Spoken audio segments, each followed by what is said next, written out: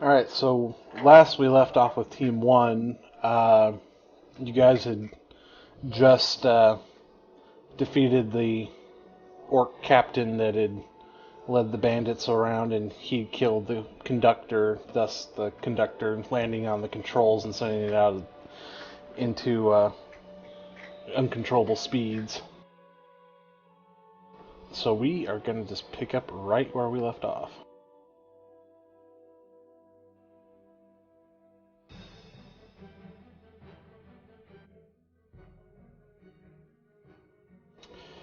Alright, so for this particular part, we are going to do a skill challenge. Just get right into it.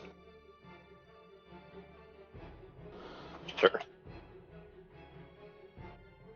So the skills that can be used for this particular, I'll actually make this so you guys can see it. And this is only for the people that are actively in this scene at the moment. Skills that can be used is Arcana once, Perception twice, Insight once, Investigation twice, and Athletics once. You have to get 5 successes. So why don't we do investigation? Well, it's going to be one person per everybody gets to do one thing. They get to pick off the list. But that doesn't mean we have 5 successes. That means we go 4 times because we have 4 characters here. No, what I mean is okay. It starts off. I'm just going to start from left to right. So it'll start off with Yin, then go Yang, then Preacher, and start off again. It'll just keep going and going until you guys either fail 3 times or succeed 5 times. Okay. Anyway, Rob, lead us off. All right. This.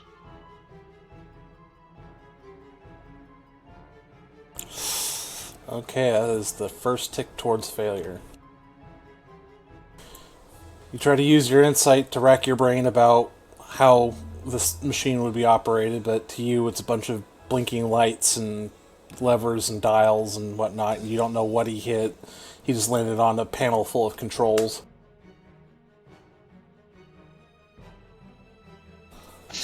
Can I substitute athletic? Well, no. Hold on. Let me look. Let me look at my highest one. Not to set this up, but can Preacher? What's your highest one? Before I pick one, out of those that are available.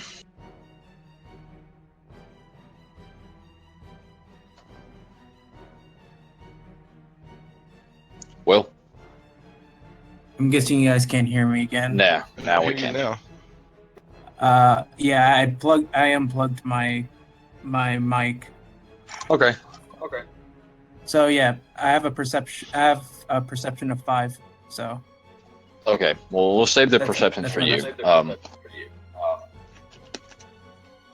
I'll do.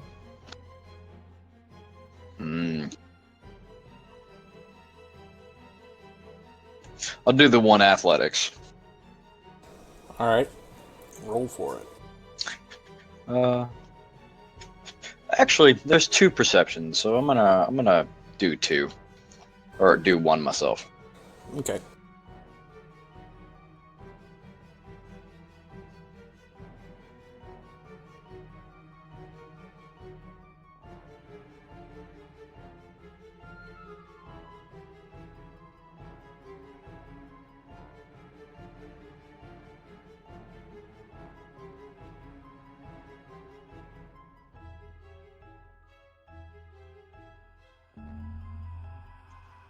It's rolled there, bud. Yeah, no, I'm...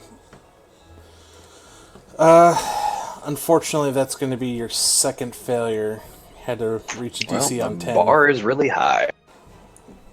10, it's considered an average check. Mm-hmm. Alright. Let's go, Preacher.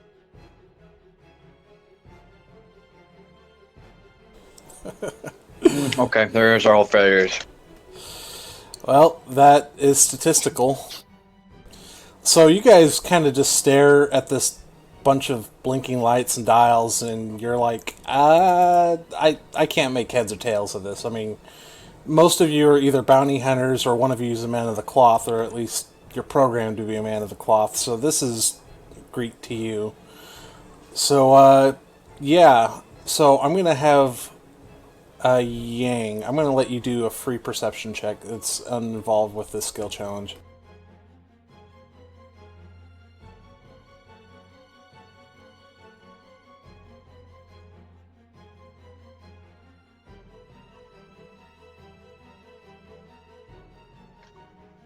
Nine. Yeah, it's not hard to see that there's literally a door right to... I'm just going to say the door's right here. Yeah. Yang just will run over to it and throw it open and say, "Fuck this." Yen, to the door now.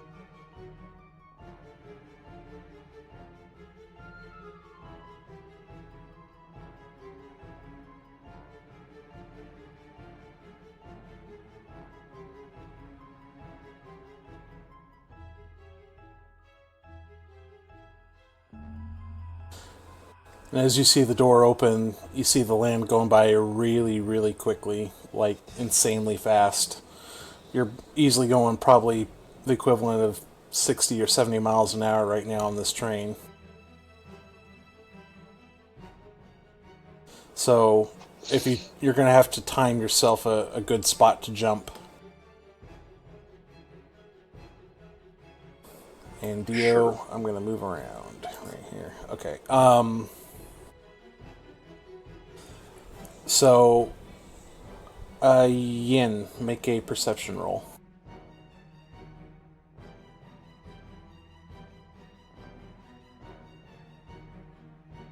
Okay. You kind of stick your head out a little bit as safely as you can, and you can kind of see that there's a bridge coming up. So, Yang, there's a bridge. Maybe there'll be water. We can only hope. alright. Yang looks over his shoulder at the man of the cloth. He says, "Don't suppose you can float?" Never really tried. Don't suppose you know a prayer for a river. I'm not really well accustomed to the prayers for water, but I'm sure the silver flame will provide me with such protection. Roll religion. And during that conversation, as soon as he says it, Go ahead. oh god. Man, why did I open my mouth?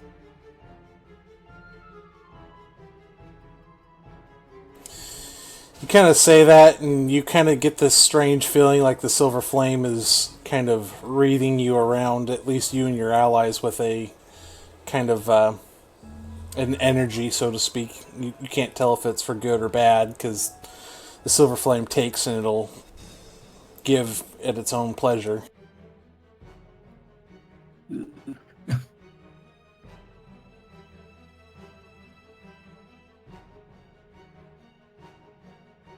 All right, so Yeah, we're waiting to just jump.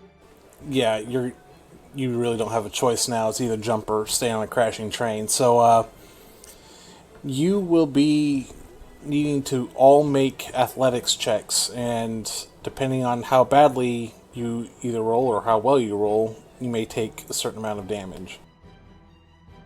Can I take acrobatics instead? Yeah, acrobatics or athletics. It's either one.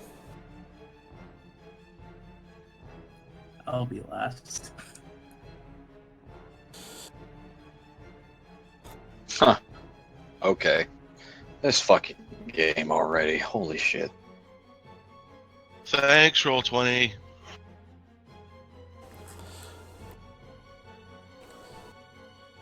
You're rolling like Okay. Silver flame protects me. Jesus Christ. Wow. All right, so Well, this is going to be a short session. We're all going to die jumping off the fucking train. Well, hold on. There's something I can do here.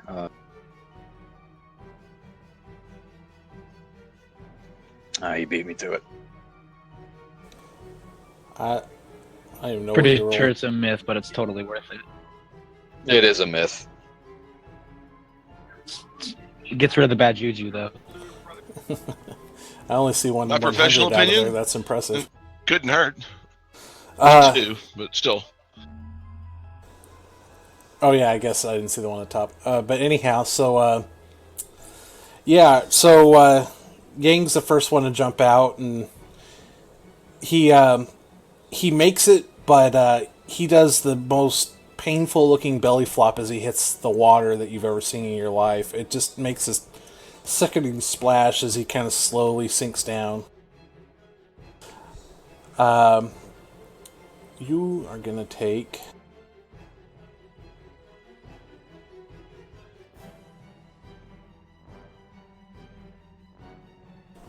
14 points of damage as you just slam into the water That's hard. cool. I'm Ow. still up. No, I figured you would. All Had right. that been anyone else, they'd be like unconscious. All right, Yin.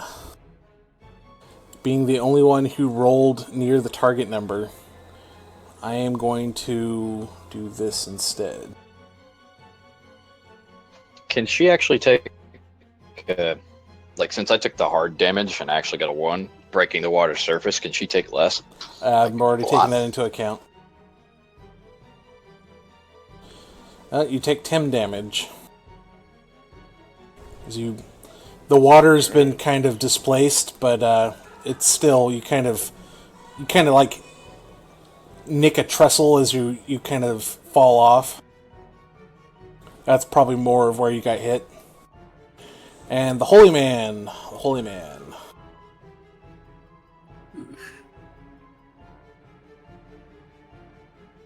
Nat 20.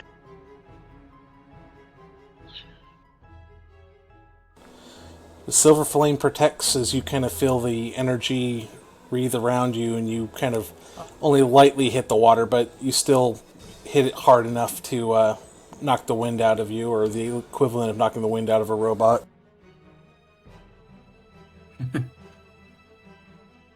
Oof. Yeah, you all didn't And then die. you sink like a stone, but that too is okay. Yeah, you're going to have to do a swimming test here in a minute, but we'll deal with that in a second. Oh, the Warforged just walks out. Yeah, he doesn't have to worry about He doesn't breathing. care. Alright, now we're going to go back in time for a minute.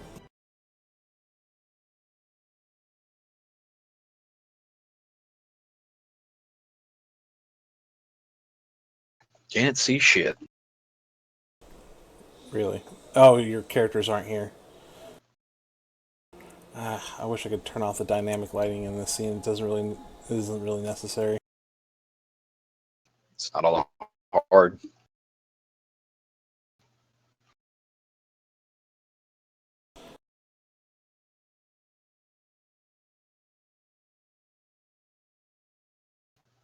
Go up to the page tool at the top. Go to this page. Remove it. Alright, you should all be These able guys to are see going to it. die horrible, horrible, horrible deaths. Alright, horror goal. Great way to start the adventure. You were kind of passed out from a party earlier in the evening, and you just now kind of waking up as you start hearing people panicking and hear screaming going on, and you definitely feel the train is going way faster than it should be.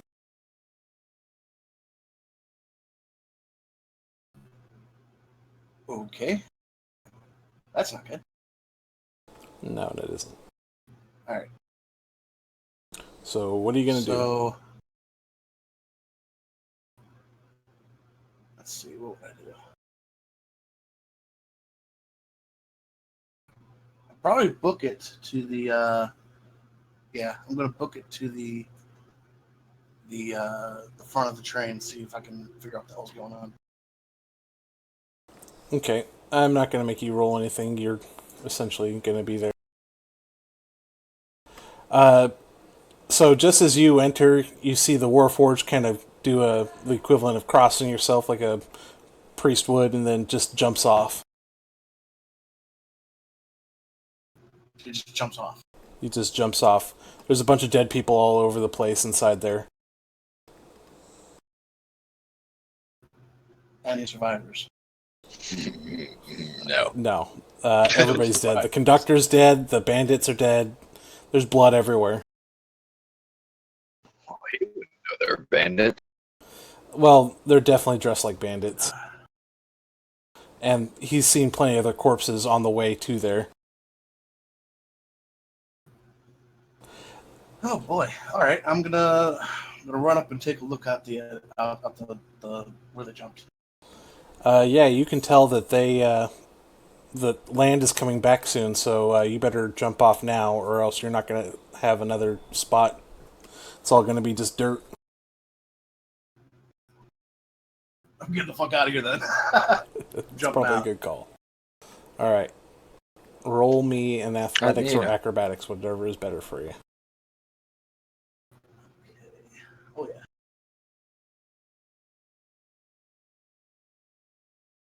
Good old 19. Oh, well, yeah, you just kind of take a moment, you kind of judge the speed, and you totally just kind of get into a swimmer stance, and you just jump off, hands forward, getting ready to just hit the water, like this is no big deal. I got this. No problem. You take 4 points of damage as you hit the water. It stings, but you're going at 60 miles an hour, but it's better than breaking your neck on the surface. Hell yeah. Just realized Dio didn't roll. Dio is getting his own special thing here, but I'll roll for him.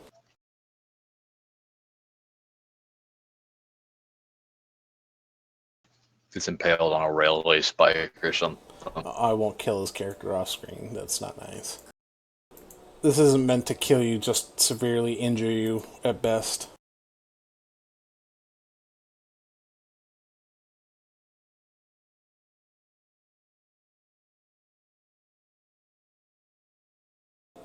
He's trained in neither, so we'll see how this goes. Alright. I'm not even going to roll damage for him.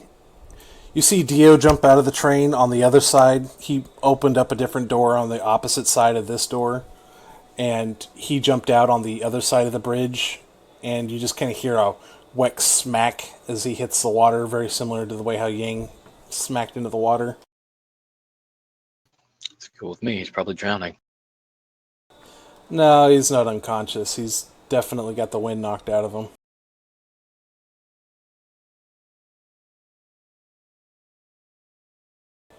Alright.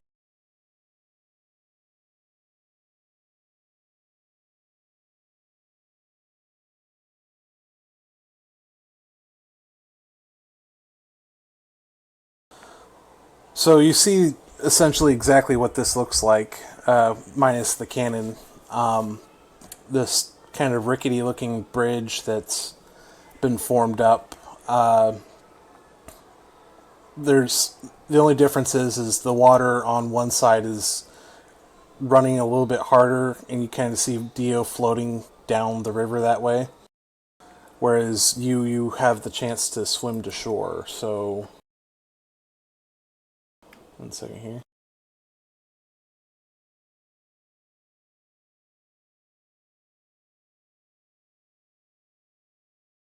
I want all of you to make... I don't think they have swimming in this edition, so I'm just going to say athletics checks.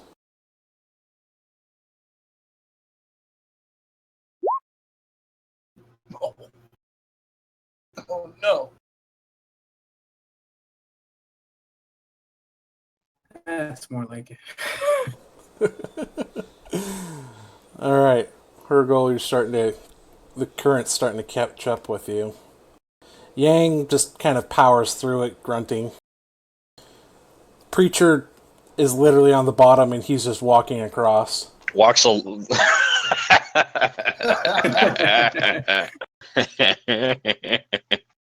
That image satisfies me.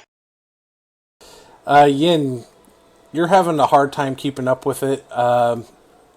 Even though you didn't get hurt as much as everybody else did, it's still kind of, you're a little disoriented.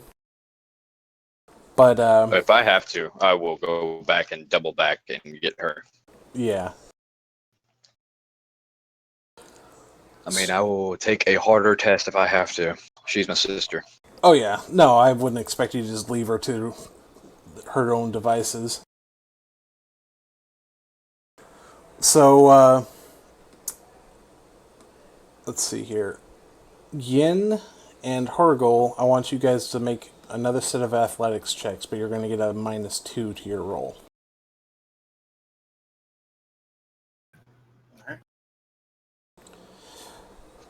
Nice. Alright. So, Yin just kind of shakes off her awareness and then starts actually outpacing Yang as she starts swimming towards the shore. Just completely normal again. Horgol kind of does that manly grunt thing that you see some swimmers do, and he's just like, "Roar, roar, roar, roar," towards the edge. And he makes it just fine. Exactly. Rage swimming. Yeah, it's kind of a rage swimming. In the distance, or the train's already gone past by the time you all reach the shore. A moment later, you see Preacher emerge, kind of like the Terminator, reverse coming out of the lava. And a few moments later, you hear the sickening crunch as a train just explodes in the distance. Obviously, some people tried to jump out as well, and one person literally just hit a tree at 60 miles an hour and basically scout troopered themselves. And a couple other people didn't make it. Actually, one guy looks like he made it, but he's really in bad shape. Like, there's bone protruding out of his leg. I mean, is he nearby? Yeah. Make it to shore. Yeah, he's... I could try. Yeah, he's on land. He's probably a good, I want to say 200 feet away from you guys. I'm not worried about it then. Well, I mean, he obviously is in great pain. Do I have a basic idea of... Go ahead. So I would probably try to heal both Ian and then head over to the man that's in pain. If that's good, Yeah, that's fine. or is there something? No, you can heal. Okay. I can attempt to heal myself with a medicine check at least, anyway. Yeah, that's fine. You guys can all Okay, make medicine checks if you'd like. Well, I mean, I was gonna just use cure wounds on Ian because she's bad. Yeah. On a scale of 1 to 11, So with oh, that's right. I'm not a life domain cleric. Shoot. Oh well. Then you'll just get a 1d8 1d8 plus 3 in healing.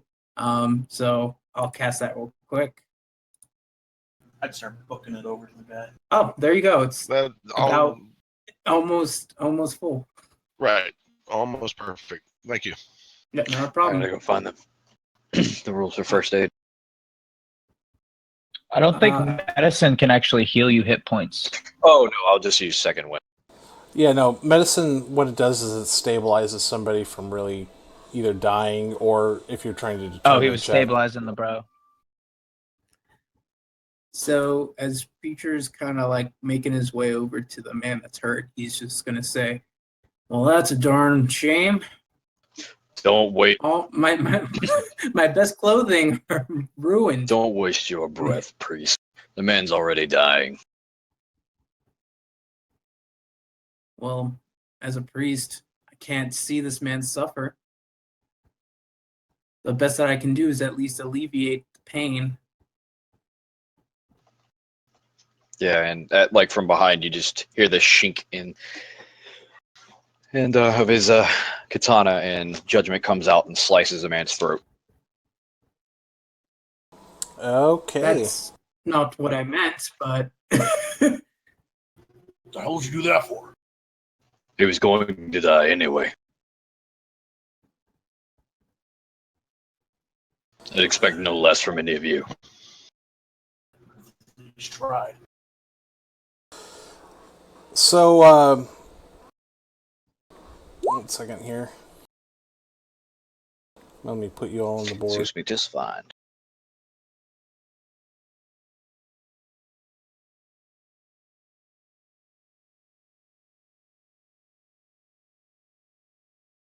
Oh my god. Giant preacher. Giant Yang.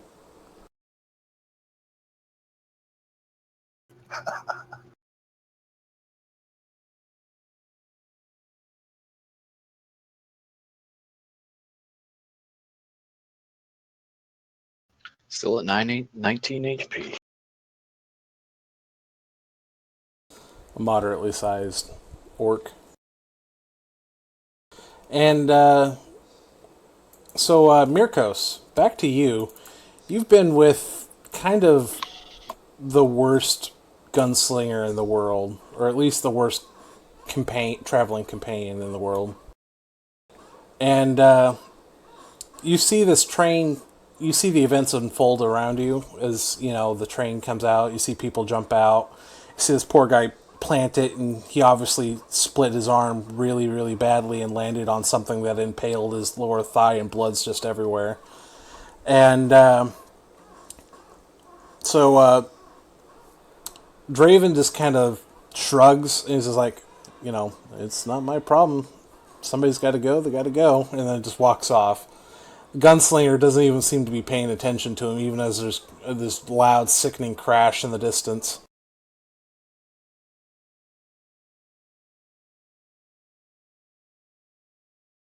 So yeah, Mirkos will just be like, "All right, see you guys later," and he heads towards the train, and he starts playing his harmonica with his mage hand, with his 2 regular hands behind his back.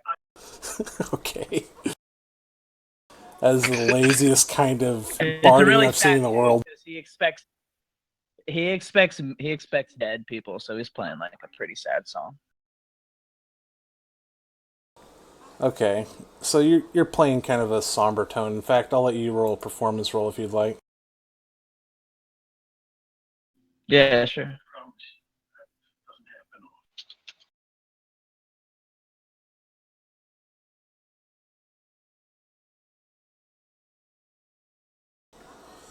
Fucking bard.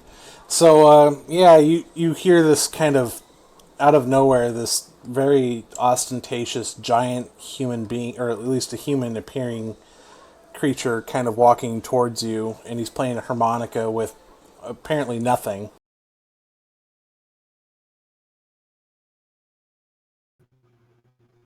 Big humanoid, basically.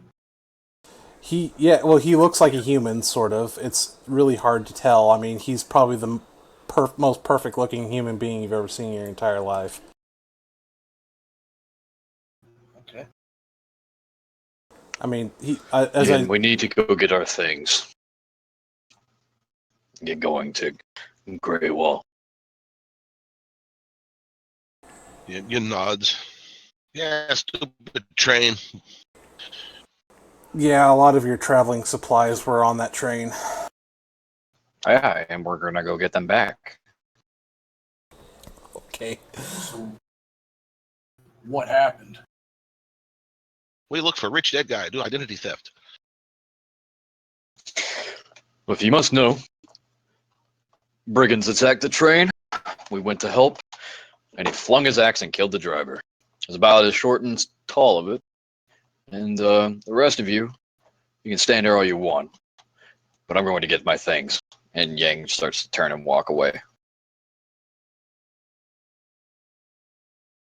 Just kind of looking at everybody like, what the hell? he's like that. It's a characteristic you gotta get used to. Are we on opposite sides of the river?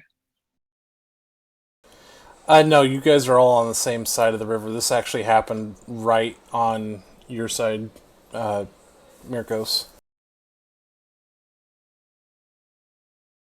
The fact that everybody's been so cold towards this situation is kind of unnerving. Both Draven and the gunslinger seem to take no heed to the matter. And then you've got this exotic-looking warrior who just killed a dying man and then seems to only be concerned about his own things. Yep, he is wearing a picture at 1560s like feudal era Japan, like sash and silk, like a black silk robe, and underneath it you can see some like underlying chainmail, but it's like a silk robe. He's carrying two of the most expensive looking swords on his hip and a little tiny blade after that. Katanas, obviously. They're like embezzled or embezzled. Bejangled with fucking runes and rupees, and the like the silk that's made out of them is like completely dry, although it was like, he was just in the water. He's covered in water and all that stuff. Just begins to walk off. Okay, you guys walk towards the train crash. It's really not hard to find. I mean, it's a big smoking area out in the distance, and yeah, it's bad. There's dead things all over the place, bits of people, bits of creature. Somebody's horse has just exploded everywhere. In fact, some guy, is like laying dead on his bed, and there's just his horse head right next to him. And yeah, I mean, I'm gonna let you roll search for it. So roll Investigate. Or perception. Actually, I'd say roll perception then investigate. If you get a high enough perception, you can figure out what part of the train you're in. There you go. I'd like to say a prayer as well. Roll religion. Okay. Well, oh, okay. Yeah, Yang, Preacher, you don't immediately offend the gods, but you think it fell on deaf ears. They don't really care about the train wreck of a bunch of people going to make money in a lawless world.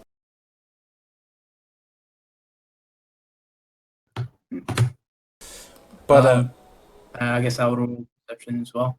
Okay. Probably in a change of clothing until his outfit dries out. Mirkos, do you know prestidigitation at all? Nope. Swing and a miss. Useful bard.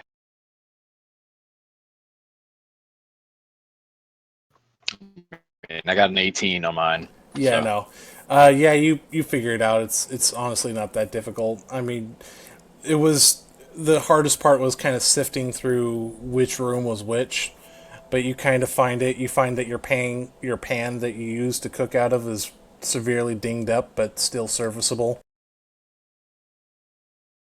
Better not be fucked up, because I have fine cooking tools, and I'm gonna go get those motherfuckers. If I lost anything in there too, should I be doing a look? Yeah, I'm gonna say that everybody who wants to look for their adventuring gear that didn't immediately carry what they were gonna bring with them should probably make a perception roll. You'll get a +2 because of Yang. Well, shit, 24. Yeah, you are all able to kind of sift through the rubble and find your various accoutrements, as it were. Yep. Yang picks up the big pack that him and Yen share, and he puts it on. And he says, "Well, Yen, we have a time to keep. Let us be gone."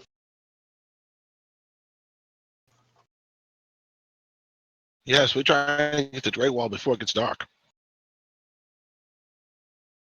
So everybody here is going to Graywall. Well, Yes, sir. you out of character. You were going on the one direction towards Graywall. There is literally no other way to go except to Graywall or away from Graywall. Gotcha. Unfortunately, yes, Graywall is our destination. The shithole that it is. So I've heard.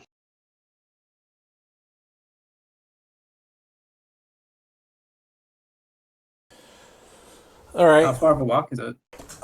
You guys are probably still another day's journey of walking. You know that the most direct route is going to take you probably through a swamp, but other than that, it's not even all that bad of a walk from what you guys remember.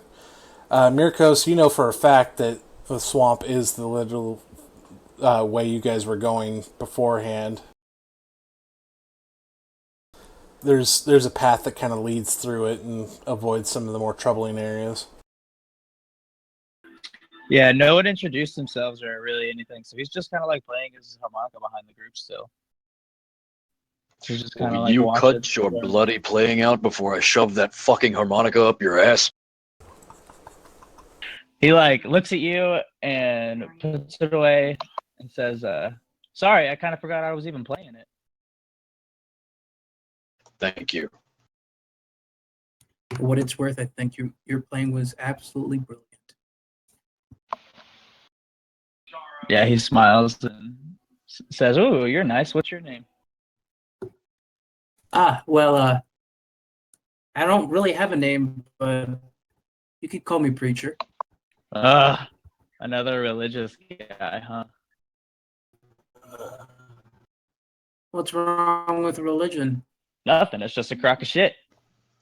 Jesus Christ. No, yeah, Yang just looks down his waist at his blade, and he looks up at Yin, and then before you guys realize it, he's already a couple steps away, walking towards the direction of Graywall, finagling with his coat to pull out a map that's wet and matted of Graywall.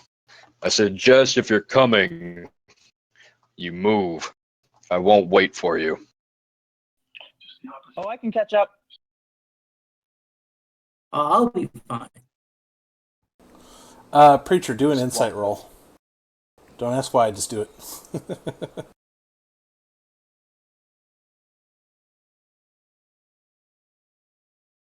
Yin looks at the Shoot.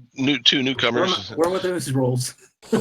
Yeah, Preacher, you something about this giant man is sickeningly familiar.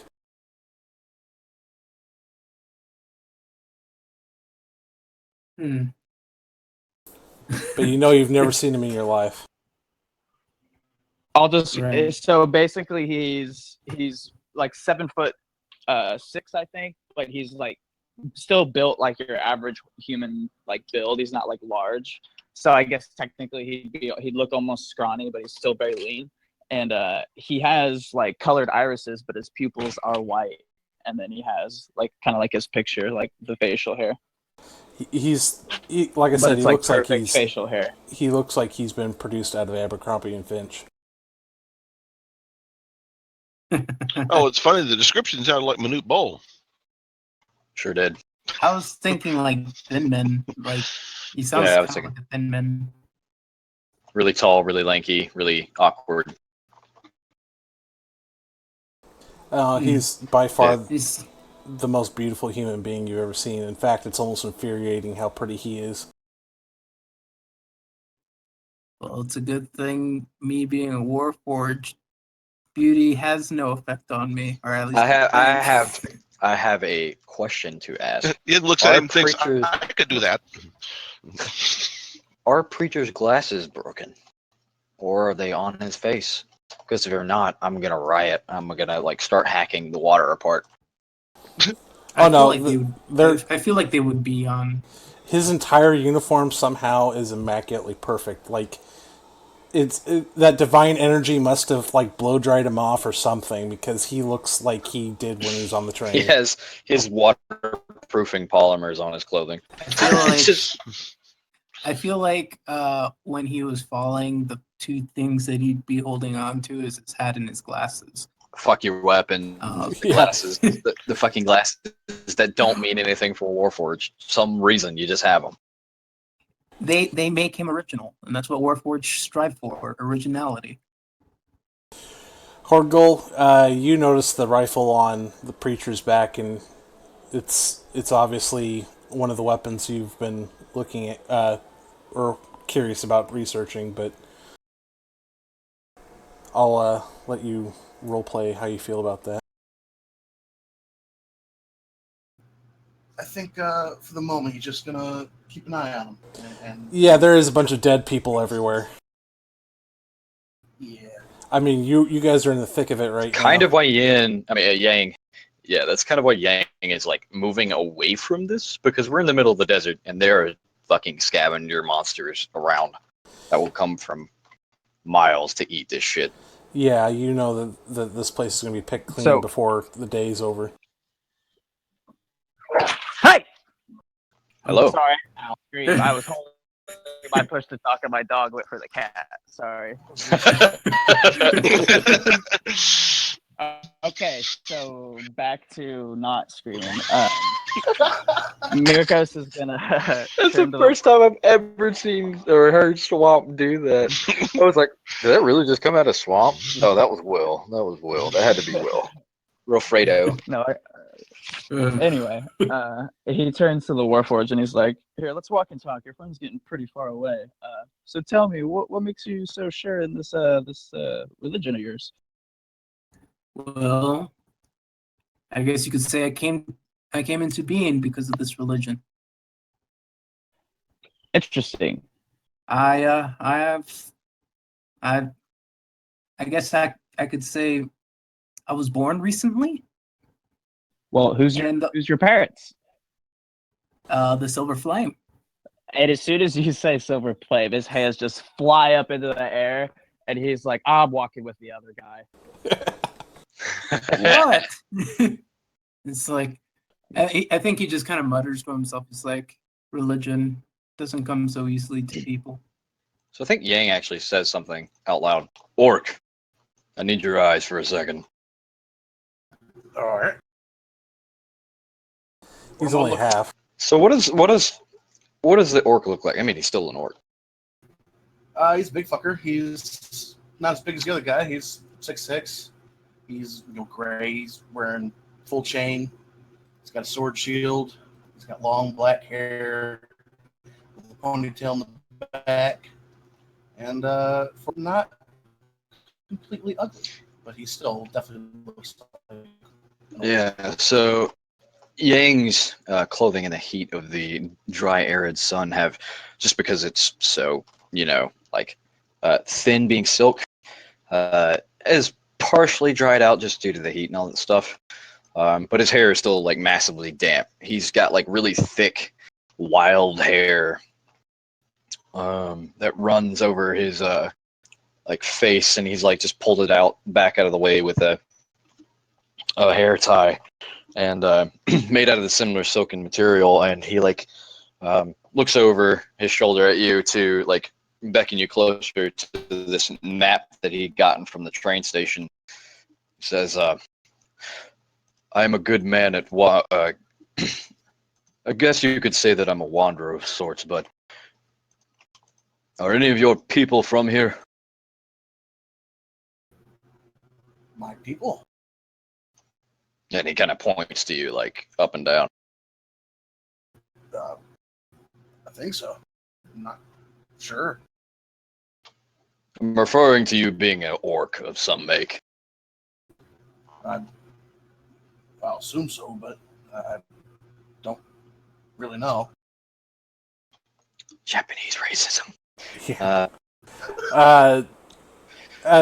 Just so you know, Horgol, you know that there's a great many half-orcs in Graywall itself, just because it's the most accepting place of that particular species, considering that orcs are generally hated throughout the entire world otherwise. So you know that there's a fair number of them. You don't really see many half-orcs outside of of Droaam, except for a couple of adventures here or there. But usually they're always on the move, kind of keeping out of the public eye, so to speak. Right. Okay. We should Do you have find some any shelter. cash? This should be. There's a lot. I don't know. Let's see how many ones. Is it We getting should late? we should find some shelter and get some rest. All right, so Yeah. So as you guys are talking, he sorry. What? Real quick, I need, since Horgol is the one who's being asked to do this, I want Horgol to do a. I mean, I can do it myself, but I was wanting help.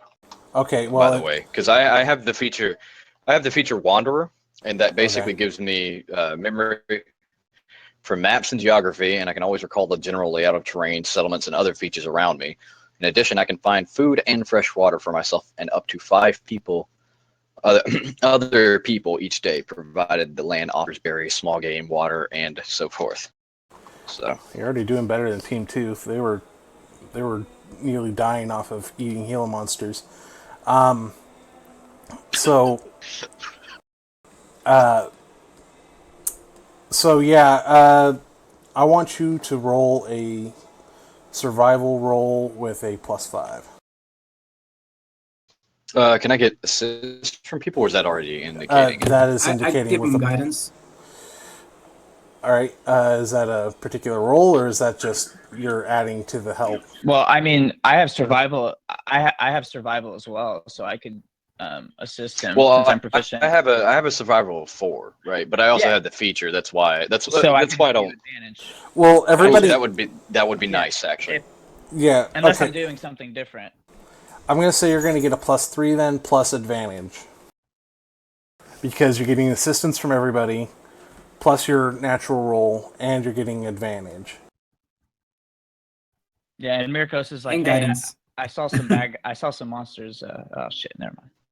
Well, with the 16, +3, it becomes yeah. a 16. I didn't add that in, and then it becomes a 20. Yeah, you're fine. You know exactly where it is. I mean, you can actually cut some time off by not following the tracks towards Graywall, because you're going to be taking a more straightforward approach opposed to going around rocks and stuff. Yeah. I was actually hoping to take a short rest as we go toward. Yeah, no, you This is totally arid can. terrain, right? Very mountainous. Yeah, it's So arid, what I'm starting to looking go for is into like a more. You can see that it's starting to turn into kind of a swampy kind of thing. But yes, so I'm looking for one of those old drainage, runoff ditches, overhangs thing that might have formed like a small cave and doesn't have that anymore. They're called fingers and wedges, I think, just in general military speak. But I'm looking for an old overhang like that, so we can get out of the sun and rest oh for yeah, it's. either a long I'm rest even or a going to short say rest. that you have to roll for it. This place is just covered with it. I mean, the terrain looks approximately like how it does in this picture right here, and So yeah, Yang will do that actually. More time to RP and gets you ready for us getting to the actual thing. So I'll make another roll to get to Graywall, but that roll was just to get a resting place. So we okay, well, can yeah, you put find us around a fire or something, because you don't even you have all the tools you need to create a fire if you want to. I mean, you've got flint, you got tinder, I don't know and what I'm saying is putting us around one and a picture thing so we can sit down and role play while you get some stuff ready. Get some rest on, and Are we taking a short rest or a long rest? I guess what time is it? That's a yeah. good What question. time is it? it's definitely towards the evening.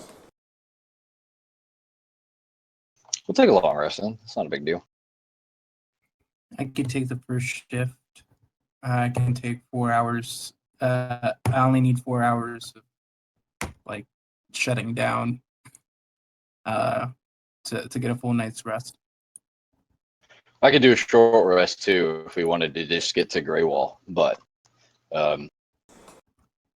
there's specifically something I want to get out of this as well. So I want to use Gourmand because I never get to use it, or I won't ever really get to use it. Oh man, that's so funny because I have something that will stack with that. Really?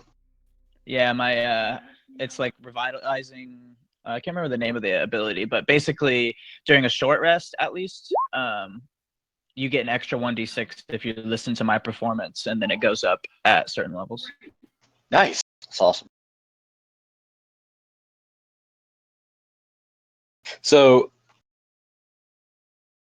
just to kind of bring it up, like Yang leads you to this like little divot in the thing, and we like rest up on the banks of this like little like old runoff, and Yang starts making a fire with some like small scraps of wood that he finds, and he puts down like a full set out of that pack of like cooking utensils. Like think of like Asian style, like there's a rice cooker and he puts some rice in there. There's like straight up like that wok that he had earlier that got all banged up. Well, you've got to be totally OCD when you spread it out. Yeah, like it's completely placed out on top of like a silken sheet that goes out onto the floor, and like he doesn't say anything during this process. He places like a cup for everybody out, and then there's like a little kettle that goes over a fireplace, and he does this all pretty fast, right? Before too long, he brings out like a bunch of dried fish that he has, and he starts cooking it up with some like berries, and he puts like some, and he it starts to smell really good. Some like Japanese style tea. And he's like sitting on his knees. He's brought out like a pillow for him and Yang to sit on. He would offer more, but he usually doesn't carry more than two.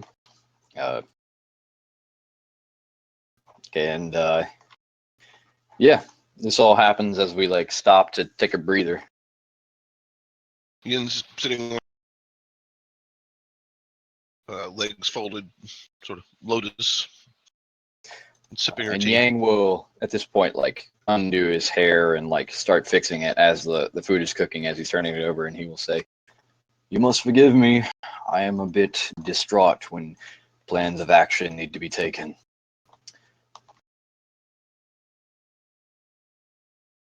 I am not all displeasant." Beer Ghost pipes up, and he's like, "It's fine as long as you're as good at combat as you are at talking. You know, it'll be okay."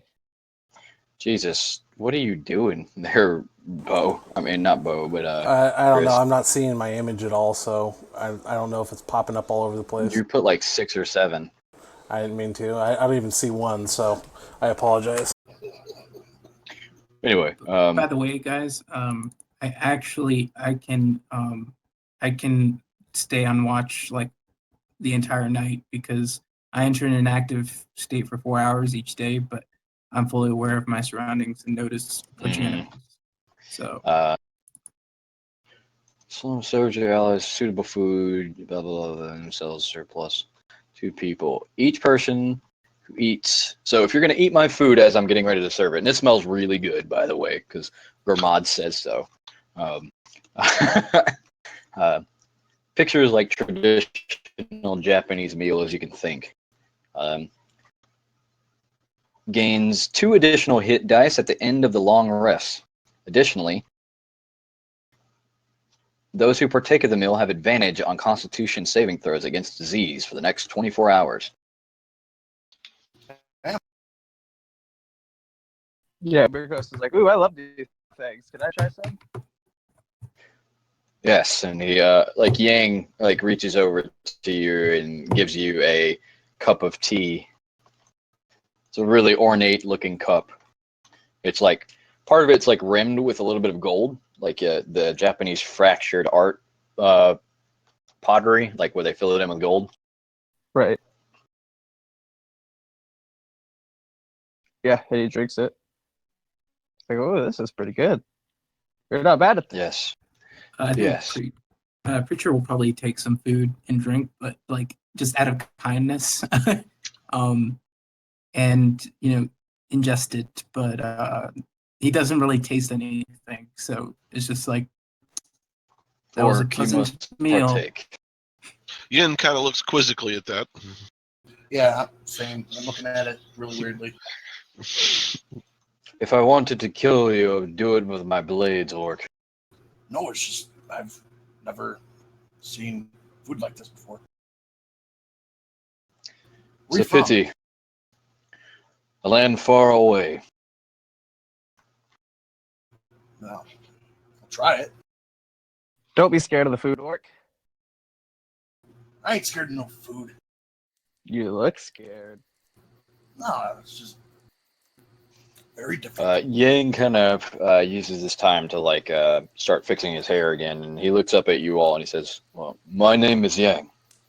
This is my sister Yin. That is Preacher, obviously." Yes, my name is Preacher. He just kind of like looks around. I'm horrible.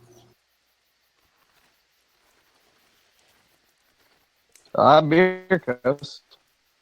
Did I do Funny a name. perception check on Miracle? Beer Coast. Miracle. Miracle. Miracle. Yeah. That's what I meant. Because I mean, obviously, there's a feeling that he looks familiar, but I can't put my finger on it. Yeah, it's going to be a very difficult check, but you may do it.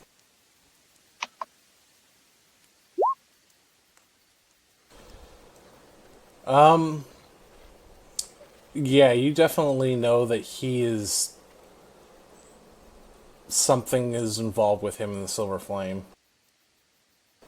Basically, even a natural 20 is not going to give you the full information. It's going to require a series of checks over the course of the game to determine his exact heritage. But you get this kind of feeling. Lycanthrope. You just, for some reason, certain images flash in your mind and you can't quite comprehend them because they're not things they're things you've never seen in your entire life of 6 months. So it's really difficult for you to, because you've never even been to Thrain, so you don't really know what this means. You just know that there's something special with him and there's some sort of connotations with the Silver Flame, but other than that, you can't really tell for sure. Ooh, okay, that makes things difficult. It's funny because I was just about to sit next to you and I had some shit to say. I mean, I just kind of looked you over, but that's it. But Right, I did before mean, you after did that. oh, I mean, after Preacher kind of looks Mirkos over, he just kind of shrugs and he's just like, I don't know anything. I just came into being I don't know, a couple months ago.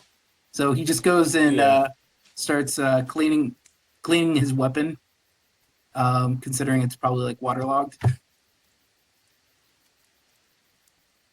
Okay, it's getting into the evening, and again, you kind of you get the feeling that things are kind of calm around here.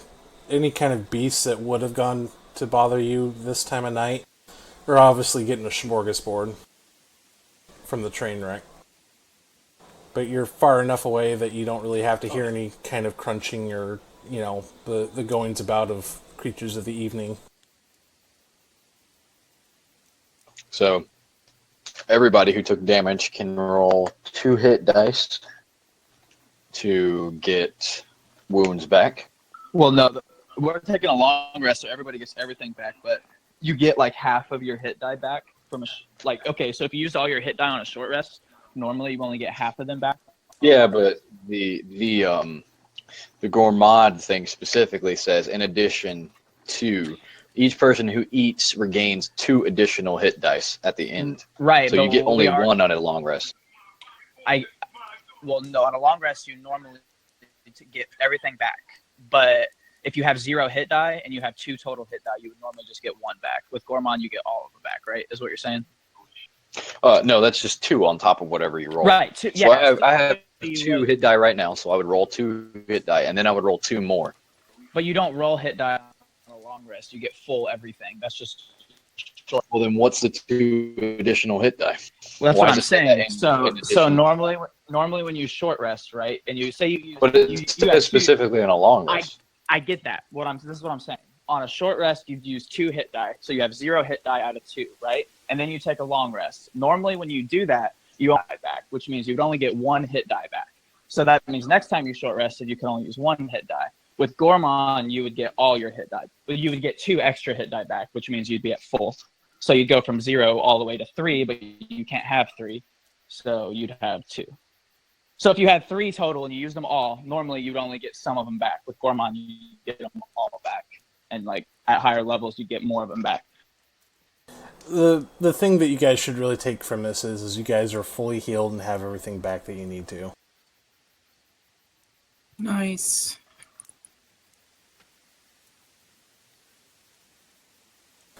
Okay.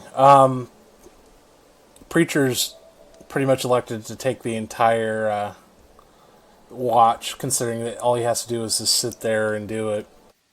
And throughout the night, it's pretty calm. No real issues, so to speak. You see some kind of creatures, like obviously like some sort of jackals or something, kind of watch you from a distance, but they're not going to bother you, obviously. But You got a fire. yeah, you got a fire, and there's a bunch of you, and you look scary, especially the orc, or half-orc, rather. I'd like to think that during the time that he's kind of deactivated, he kind of like tilts his hat forward, kind of like when cowboys go to sleep, they tilt their hat forward. Oh yeah. Yeah, I mean, at some point, I mean, Yang and Yin aren't going to be asleep at the same time because Yang has uber fucking valuable fucking weapons. No, that's fine. You guys don't. You get the equivalent of a full rest. So if you choose to be awake at any point in time, so long as you get the full rest in, you're fine. Mm-hmm. And so, Mirkos, do you play any music during the evening?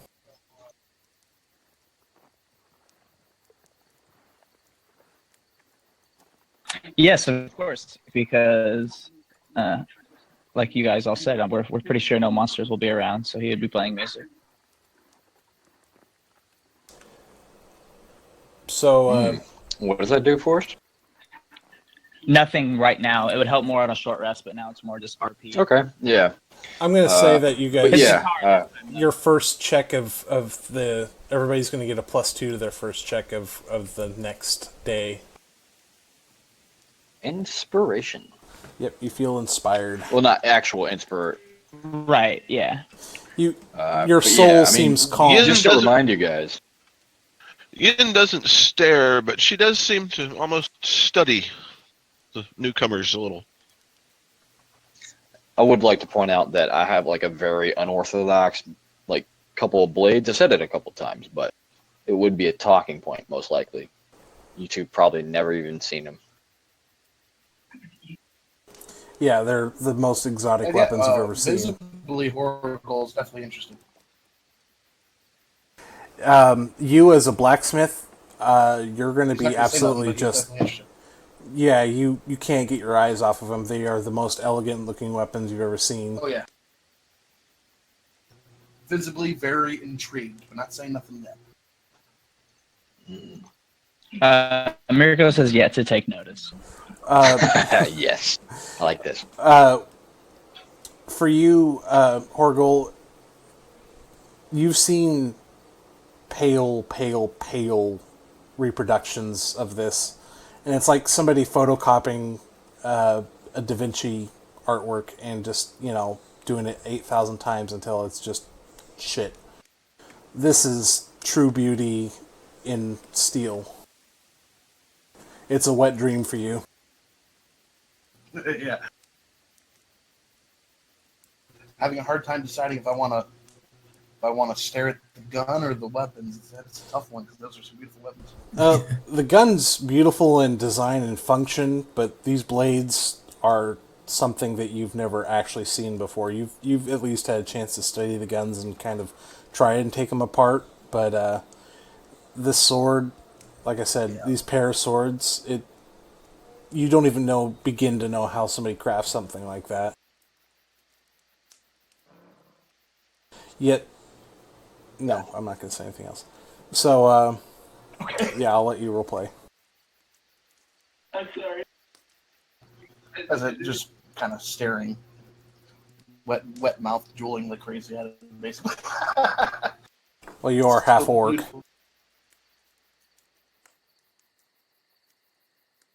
Fucking slack jaw. Oh, yeah. I'm going to say then that you probably look more orc than human, but you still have human traits. Yeah, that's where not quite as ugly as orcs we might have seen, but definitely have those traits. Big teeth. Nothing wrong with big teeth. Big ears.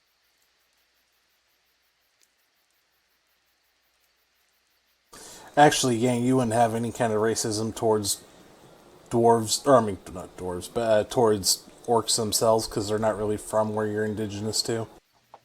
No. I wasn't being racist, really. No, I Just know. being casually racist. But normal people, normal humans would have a problem with anybody who has any kind of orc heritage, because, somebody knows somebody who's had an orc either kill or rape their family or do both. At the same time. Yep. So Mirkos is Not mutually exclusive. Yeah. he's just playing the guitar while like everybody's staring at each other, and he's like, "So, who's the best fighter here?" Oh, definitely. I do not boast about my own skills. Yin points at Yang. He is. Miros is just like, "Ooh, humble. I like that," and he goes back to playing. And while he's playing, he's just kind of looking at the orc with his head like tilted to the side. All right. Anything else? No problem. Or do you guys want me to move the story along? Because I can if you're done role playing. Yeah, I'm ready. Yeah, I'm good. All right. So the next day, you all head towards the swamp area. It's what you would expect. It's nasty. It's wet, but there is a certain path that you're able to follow. And so Yang, you get to roll your survival again. You may have somebody assist you, and you'll get a +2 on top of it all because of your musical inspiration. Yeah. So does anybody else have really good survival? Mine's a 3, but 3. Mine's a 2. Does anybody? I think you have to have it. yeah, mine's Yeah, you have to check. Yeah, I have. But you have to have it proficient to the thing. Yeah, I give do. me any. Okay. So I mean, whoever wants to help me, we could all do this together. I mean, we're all in this together, so whoever wants to help can. Yeah, I'm it'll not just proficient, so it'll I'm just cap throwing out guidance. after a while for people untrained. No. I don't It'll want just a be one I don't advantage. want a numerical like bonus to Yeah. it. I just want it like role play wise, like we're all kind of Yeah. working together because that's cool. No, I Not to agree. try, but You look at the map and you're not certain it's actually in English or common rather. It is in some Asian Sanskrit kind of stuff.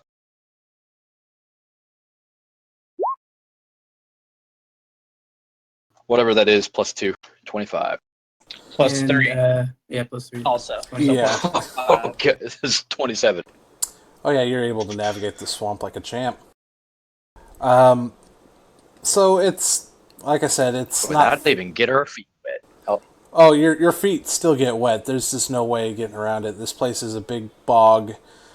I mean, Droaam's full of dry areas and wet areas. There's really no in between. You're either dry or wet in Droaam.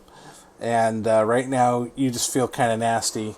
And you kind of are envious of the preacher and how he seems to be the only one not caked in head-to-toe mud.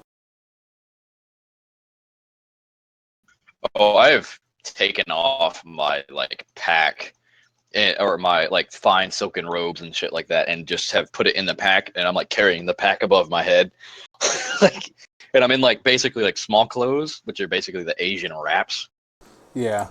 and I have my little my sandals are on top of the bag and all the other stuff. The swords are obviously on top of the bag as well and secured.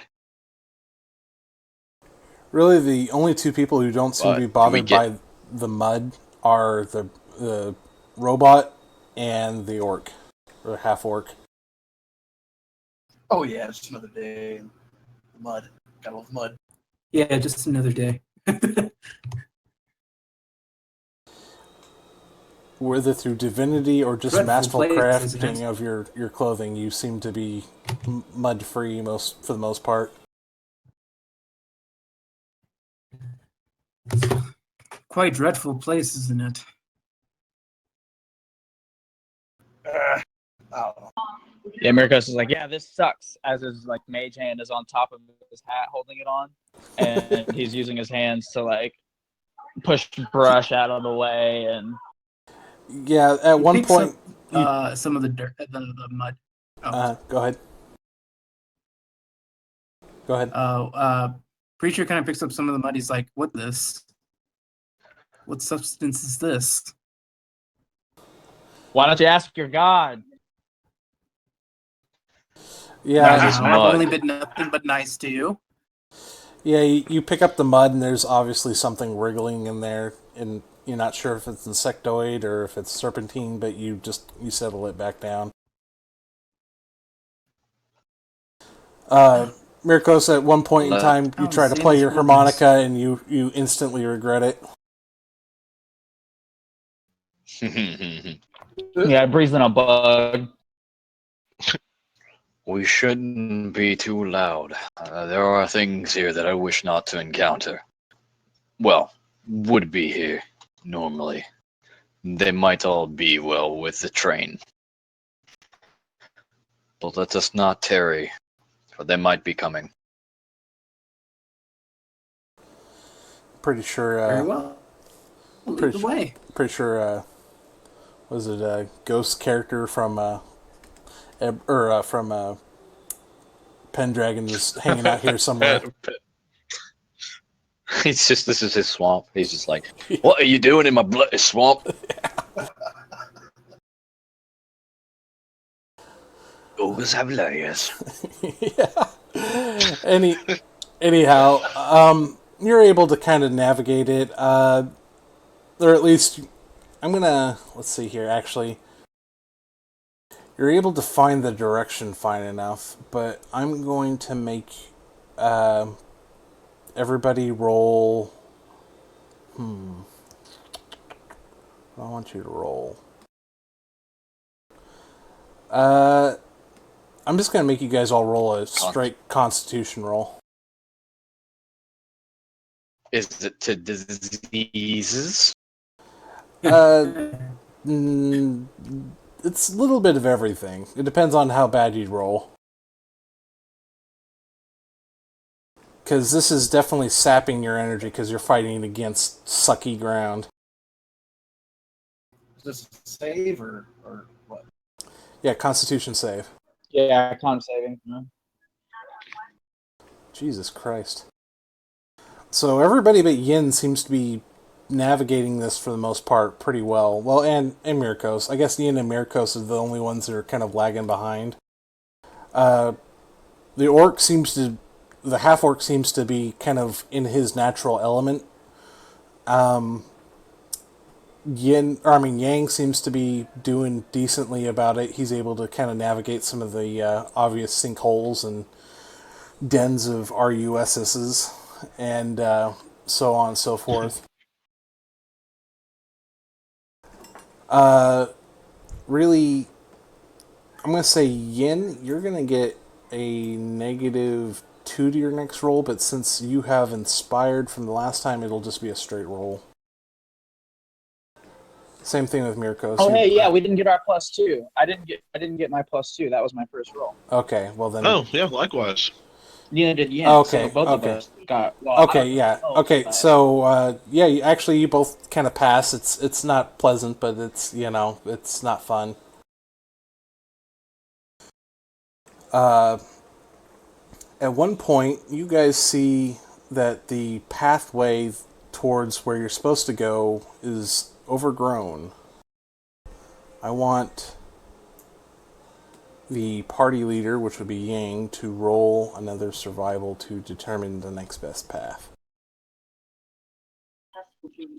As he's navigating, I'm gonna give him some bardic inspiration from the back and just be like, "Man, you're the best navigator I have ever had the pleasure of being with. Keep it up." Wait, is this I a roll? appreciate your confidence, but it might be afoot. And basically, that'll just give you a.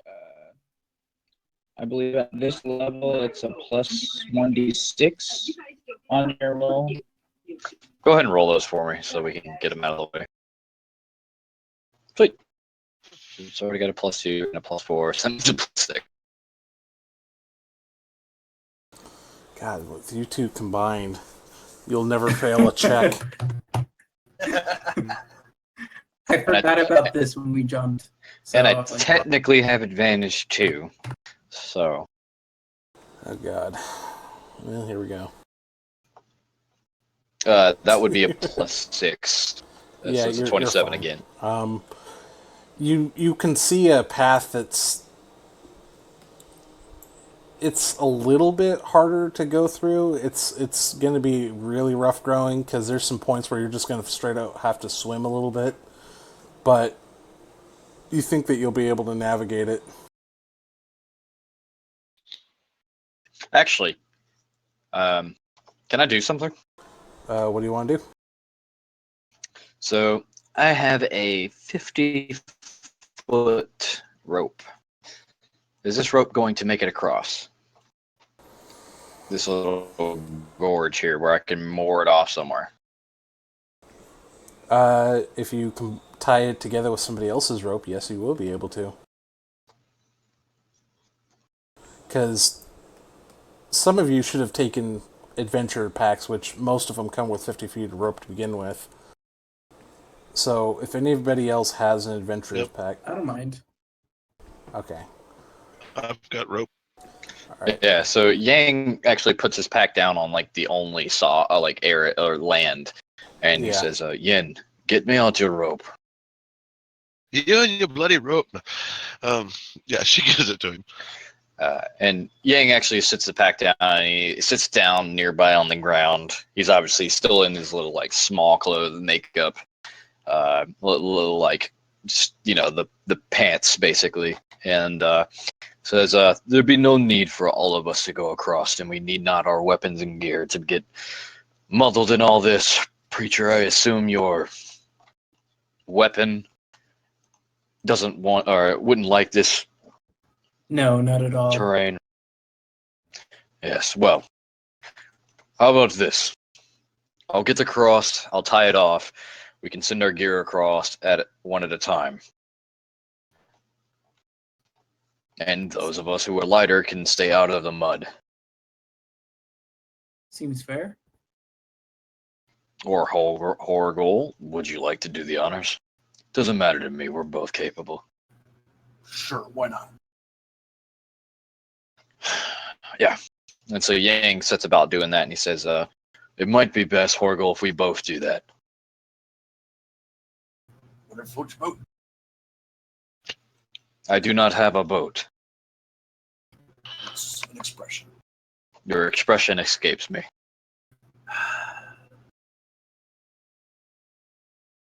So I'll make my way to do that. And you see Yang like place down his swords in front of Yin. Says, "Hold on to these," and he pulls out his sashi and puts it in his mouth and starts making his way across the water.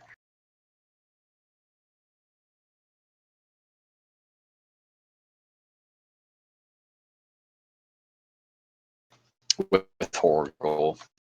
I'm on my way.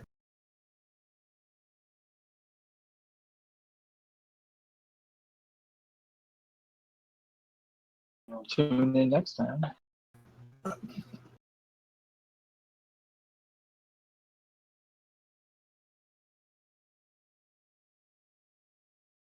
All right. Need to do this athletics thing, right? I can pass on guidance to both of you if you go one at a time. We may not have to do it all. We could just let Horgold do it. In fact, I think He's the only one who will. needs to. Yeah, Because if we let Horgold do it, Am I rolling athletics?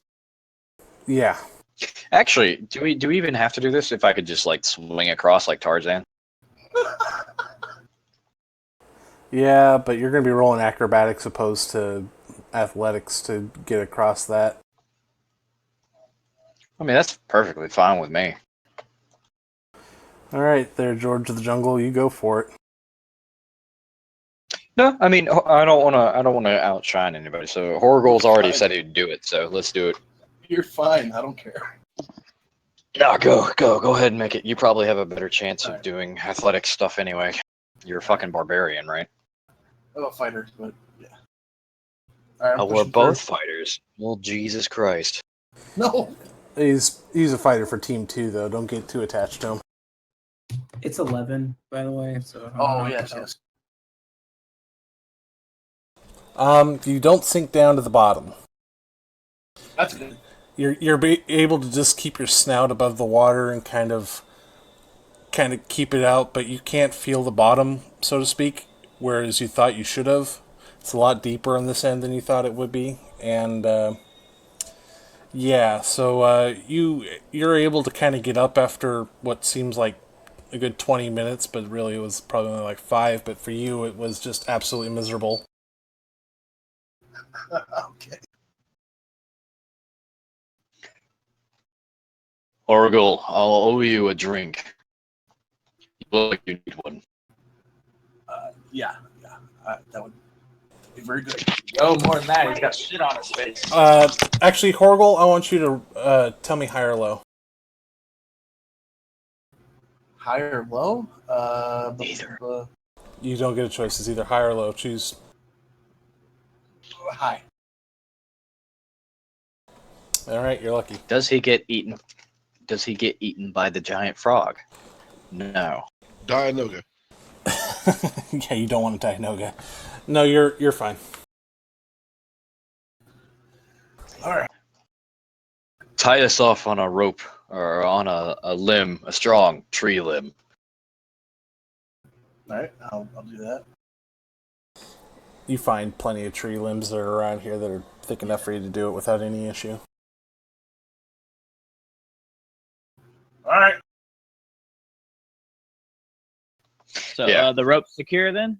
Yes, it is. All right, so Mirkos is like, all right, awesome. I'll go next. Yeah, Yang's like moored it off on an edge, and he's like making it extra secure by keeping the rope taut on his end as well. So he's like wrapped it around and secured it tightly to one side, and he's made it high enough to where like you could just like if you had to put your legs on around the rope and hang down, so that way you're like just above the water but not in it. Right? Yeah, that makes If sense. you get what I'm saying. Right.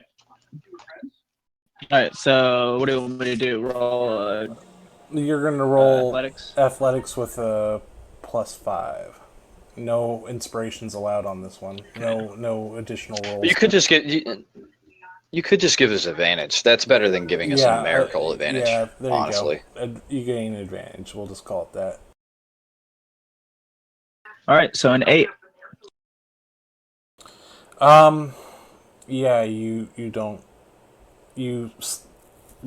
Are you tied to it, or are you just gripping onto it and using it as a guide? I mean, there's no way I could be tied to it. I'm just holding it. All right, I'm gonna have you roll high or low. High. Hi, baby. Okay, not so good. Let's do it. Okay, you feel something start to pull you under the water. I want you to... I don't. Okay. I want you to roll an immediate I know what athletics. I would do, but all right.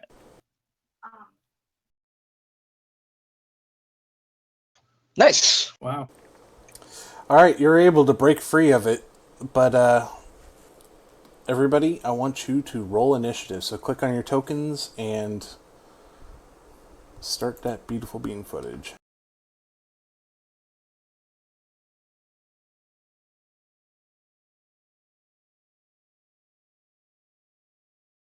Hey. Well, glad to say that I left my weapons out because I have a longbow, and I will fuck shit up with that longbow.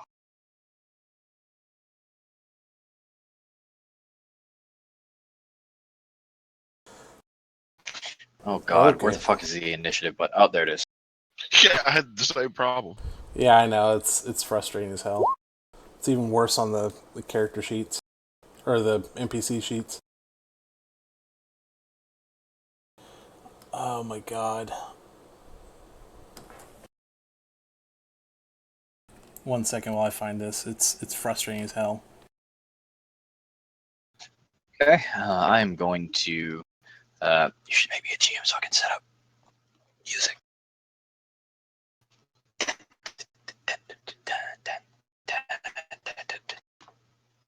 Alright, Someone who knows the Final Fantasy Tactics theme needs to sing it. It's just Wish I could remember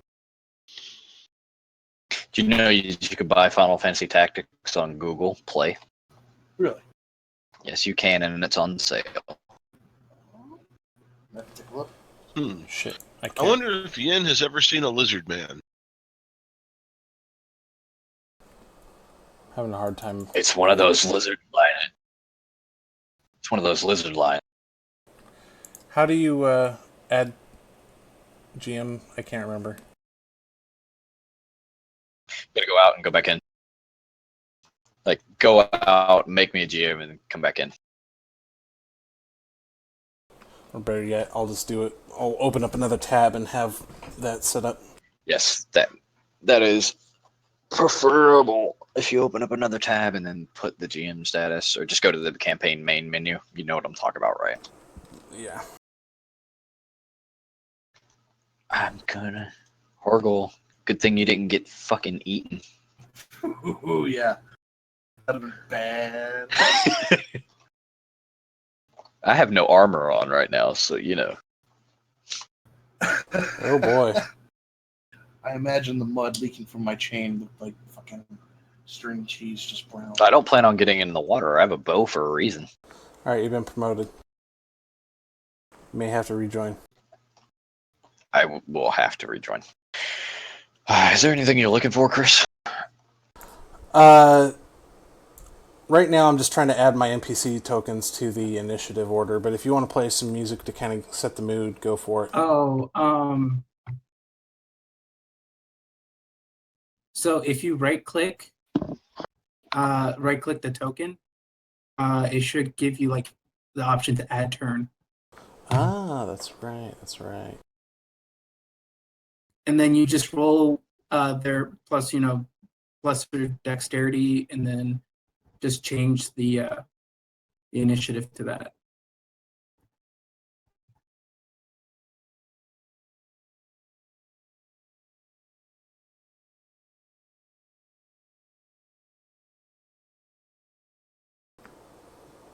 Okay.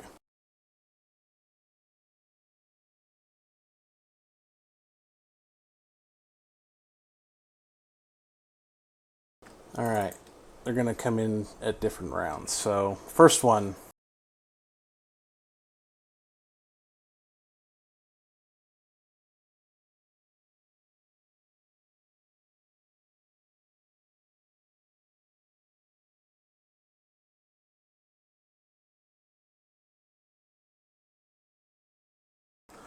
But this ghoul's going to get a free attack just because it got a hold of you, even though you broke away. Well, actually, no, because Okay. because you broke away, that was its action, was to grab you. So you just see this strange creature. If you guys want to roll, I'm going to say history to determine what kind of creature it is. Otherwise, you don't really know what it is. But it's monstrous. Oh yeah. Well, Creature, you know it's a ghoul. Yin, you know it's a ghoul, but you don't know as much about it. Preacher, you know that ghouls tend to travel in packs and are undead. Oh boy. Yeah, Yin goes, look out, Yang, hey, I'm dead. It's not that no clue what this thing is. I can hear the fried dog and rice from here. Be careful. There may be more. Alright, Mirkos, you get turn number 1. I mean, am I in range of one? Am I? Yeah, you guys are...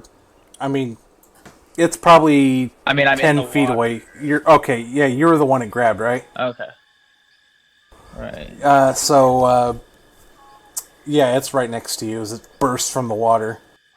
It starts salivating, and it just absolutely looks like the most horrific thing you've seen in quite some time. All right. I'm gonna use vicious mockery and then try to move to the closest bank. Okay. That is one ugly mug. You'll be considered moving at half speed because you're moving through swamp water.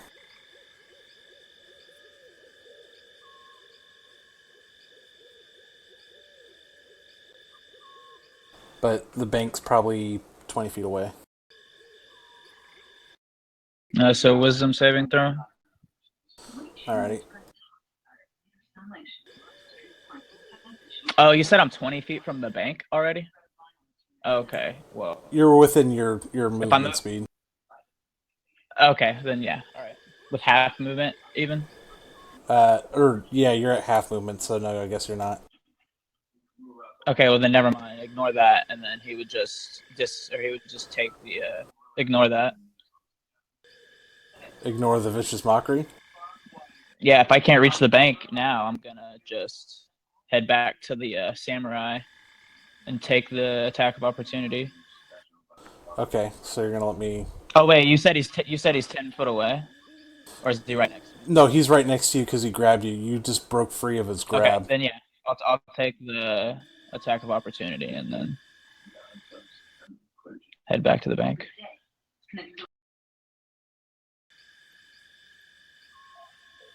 With a dash.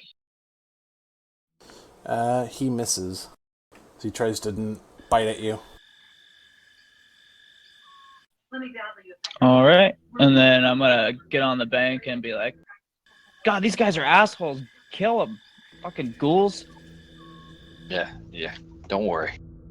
I got you, Mr. Dainty Man. They will be slain. Man with the fine hat. I like the combination of music you're using here.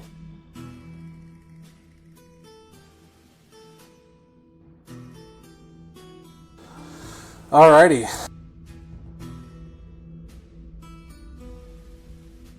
Hargle. Go. So yeah, with that 5, I had no clue what this thing is, right?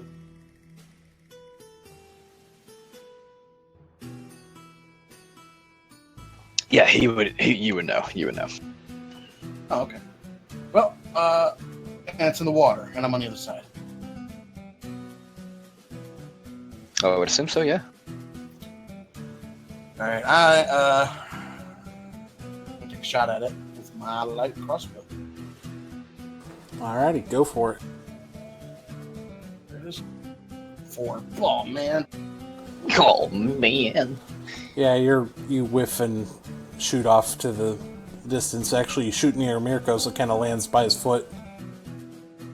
Oh, sorry. Stay true to your aim, Orc. I can move still. Okay, I'm gonna jump in after it. You just drop your crossbow and jump into the water. Yep, going after it. All right, you won't be able to Yeah. make another attack, but that'll be your movement. Yeah, that'll be good. Ian, stay by Marcos. You do not go in the water, understand?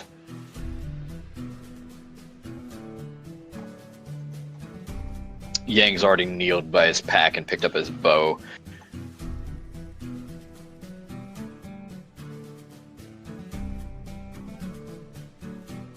And we'll fire.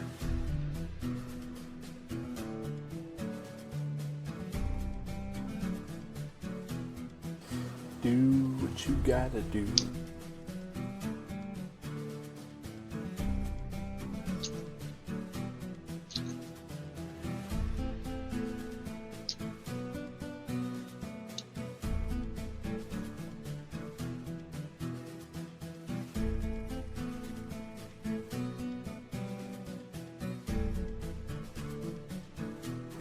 You shooting? Yeah, give me a second. I'm just about to do it. Nice.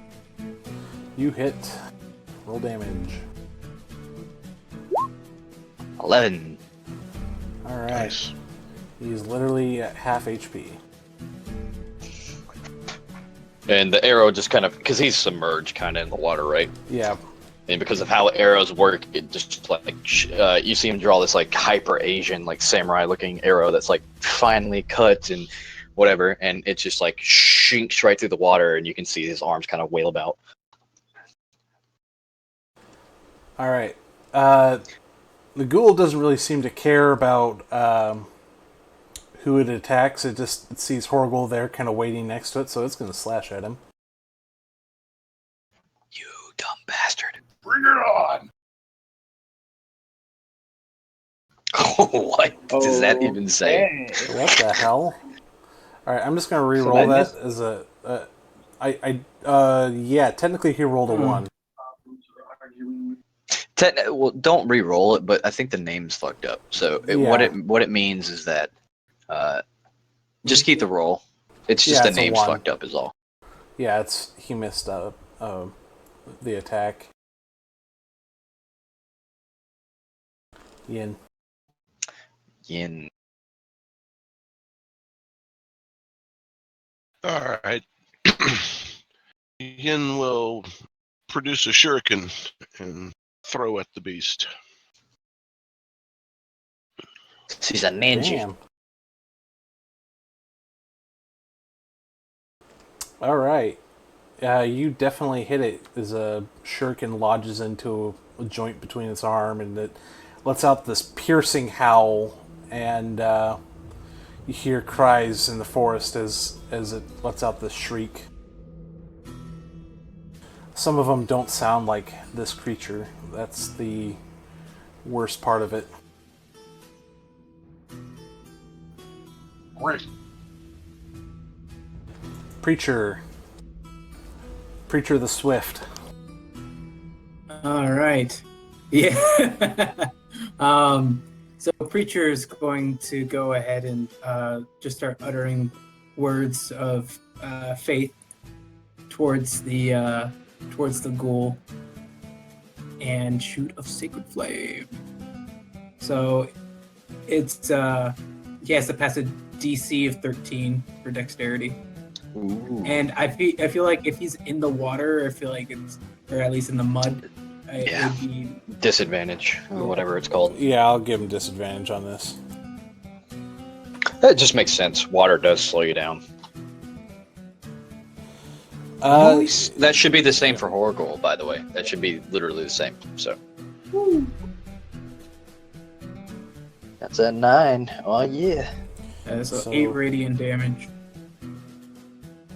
All right. Blown that ghoul away. All right, and start a new turn order. Just as that ghoul goes away, you see one more pop out of the water as well, but this one much further down. It's going to take a full turn for it to get there.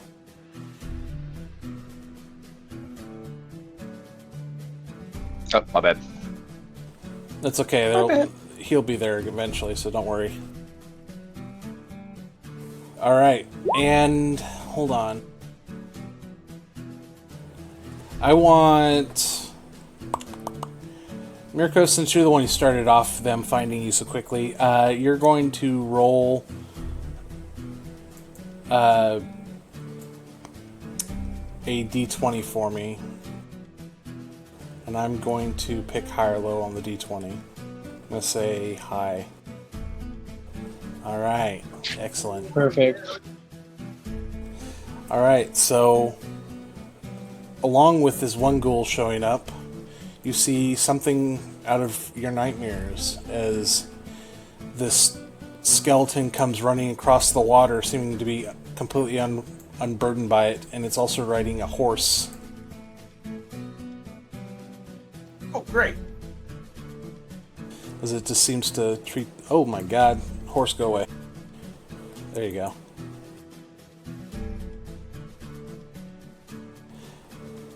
And it's going to start off just immediately... Well, no. I'll be fair. Let's see. Where is he at? I'm going to add him to the initiative real quick. I got it. He needs to roll an initiative, though. Well, he just gets his dex, which is 14. Should be 2. Alright, he's got a dexterity of 2, or an initiative 2. That means that I have 1 arrow to recover from the fight. Alright.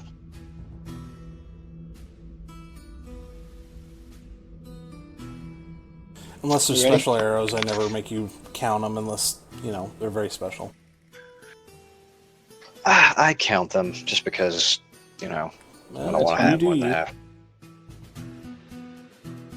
Alright, so we'll start off at the top with Mirkos.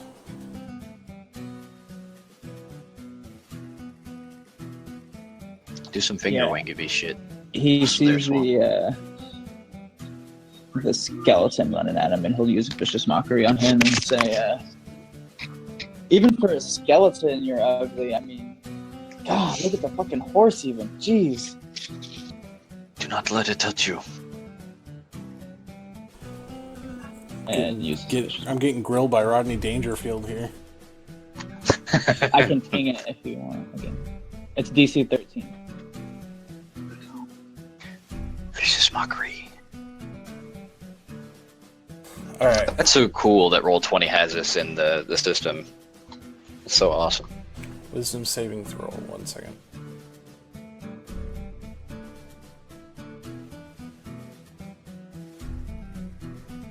He makes it. And then he continues to stand behind the 2 Asian-y people. Okay.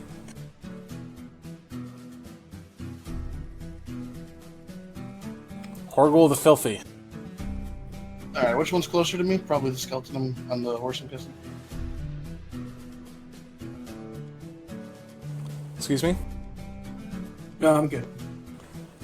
Which of these 2 enemies is closer?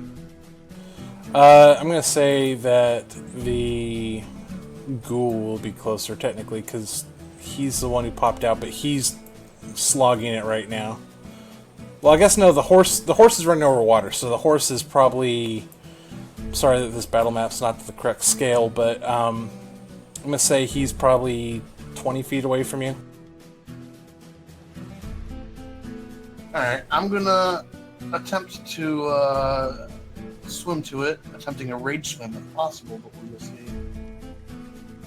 Should I roll an athletics for that? Go for it. Alright. Rage swim? Oh, maybe not.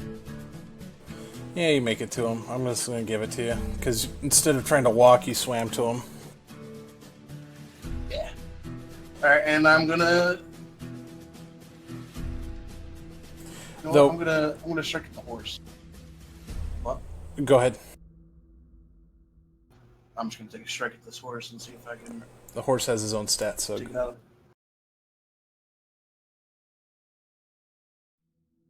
17 hit.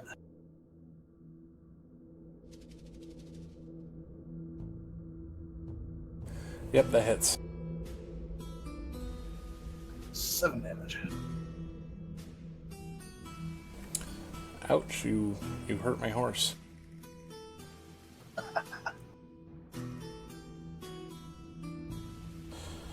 Yang, the slayer of many beasts.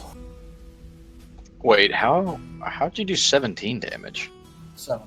No, he did. It's 17. He rolled a 17. I was about to say, like, holy shit.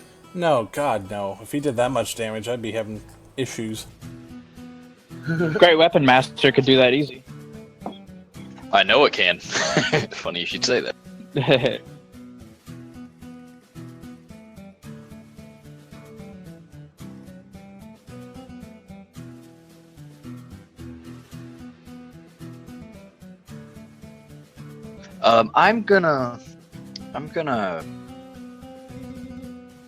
I'm gonna like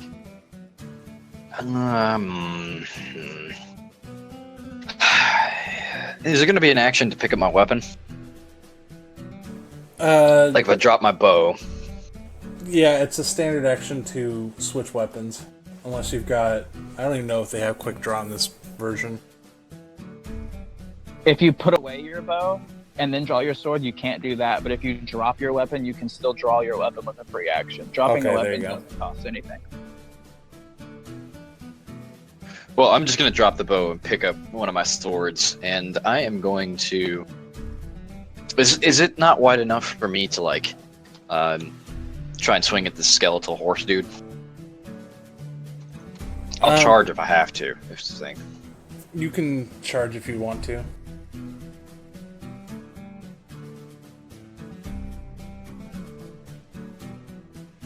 Yeah. So the blade comes like roaring out of the sheath, and he says, "Yin, use my bow if you have to."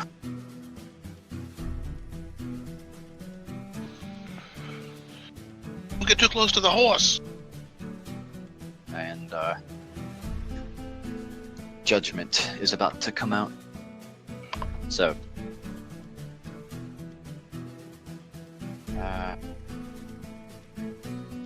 I forget what charge does to the roll. I have to go look.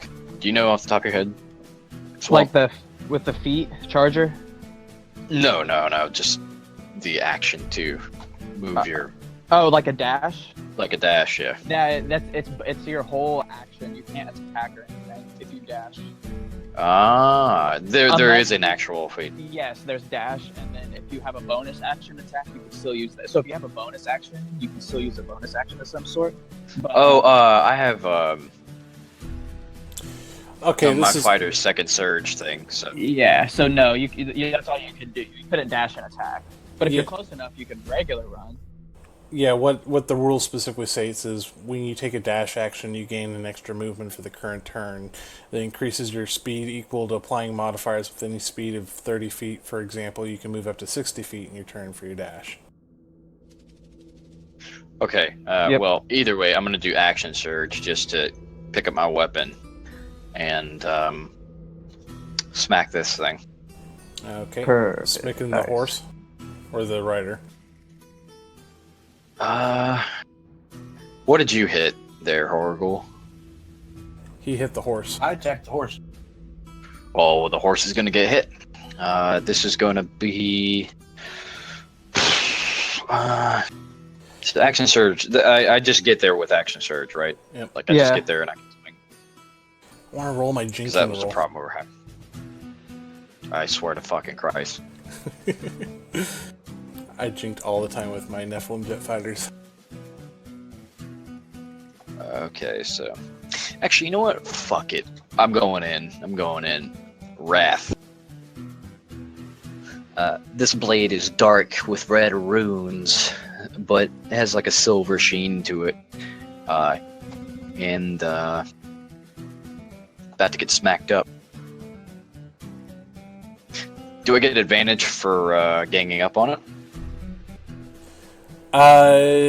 No, because nobody's behind it, or none of your allies are behind it.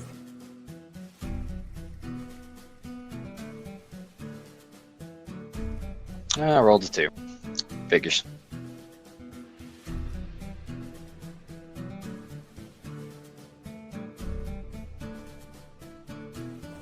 Oop.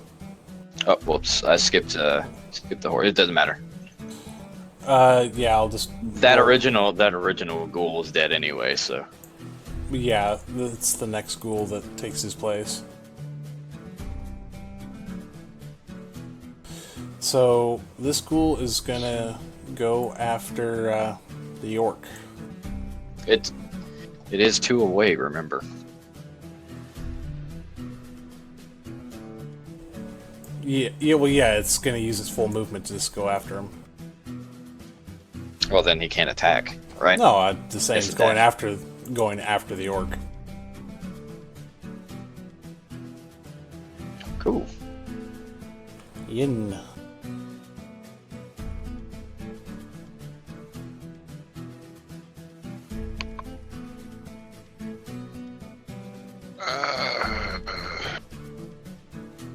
Yeah, I think she's going to target the newly emerged ghoul.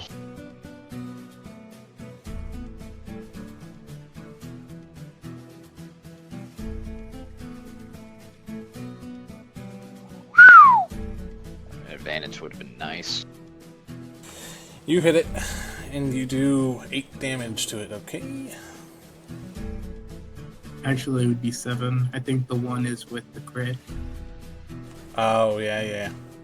So it is... Not to be a bearer of bad news. Nope, I appreciate it. What does the preacher got to say about the matter? He is going to fire some bolts of radiant light. Now, this is a ranged spell attack, so okay. This is against the rider, by the way. Okay. Does that hit? Yep. Oh, yes. All right. Click your damage. Jesus Christ. And that's radiant. Yeah, Radiant doesn't do anything to these guys. Or it doesn't do anything special. I'd throw it in there. Yeah, so you hit it, and this rider slumps for a second before getting back up. Okay, so this is what's going to happen. Before I end my turn, can I move forward? Yeah, you can move. I don't know how far the... I'll change it. I just want to get right up to the skeleton. You Yeah, won't be okay, able to so I'll do be that. fine. With half movement for the water. Well, it's... I think the water's supposed to be wider than this, also a little bit. Yeah, it's... I can upload a different one. It's not a big deal. Oh, I have I mean, it 30. works.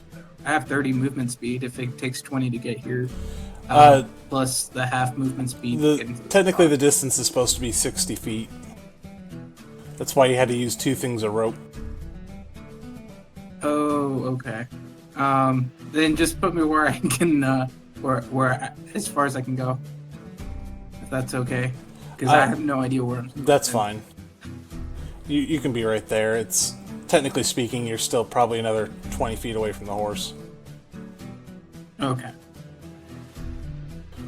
All right. I got 19 AC, so That's fine. I feel like I should be tanking. The rider and horse is going to leave your combat zone, so you two will, Yang and the half-orc will get a chance to do opportunity of attacks, which is just straight up basic attack.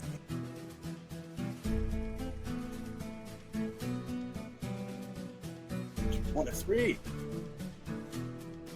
All right.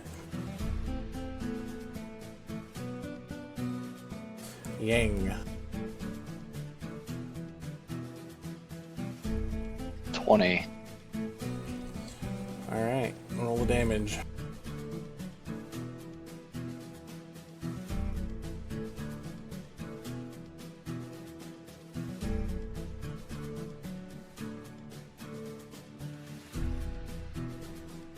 Seven. Alright, this horse is not looking so great as it runs off. But it only runs probably the equivalent of a 2 squares back, and then it's going to go 2 squares forward again to attack, because this is on dry land. Or the equivalent of dry land for it. And it's going to try and spear the shit out of Yang. Attack the guy who has no armor on. I just randomly chose somebody. Follow me. If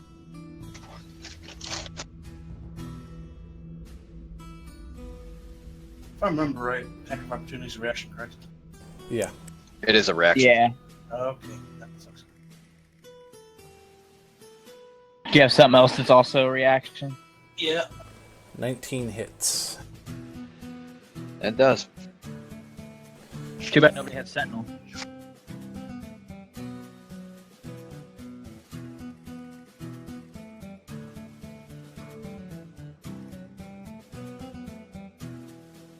It's like 12 points of damage. So, I'm still got 12. I don't care. yeah, it just smacks you in the... Well, it lances you in the shoulder. Take it like a champ. Next one. Yep. Mirkos, back with you. Who looks worse, the rider or the horse? The horse. But the rider's not looking too great either. He's gonna go ahead and shoot an arrow at the horse and try to make this rider fall down so his friends can hit him. Or his companions. You don't count me as your friend? That sucks. Does 14 hit the horse? Yep.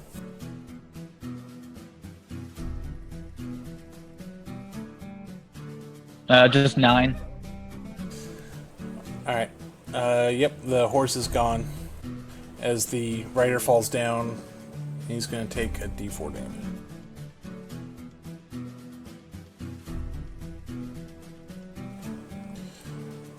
Alright. He's not looking too good, because that was technically bludgeoning damage for him, which gives better damage towards it. Horgle.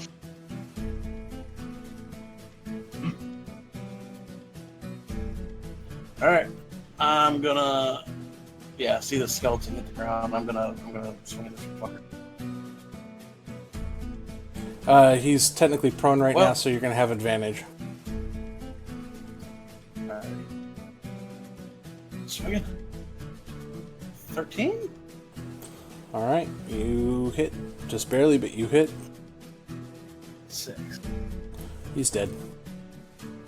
Yeah.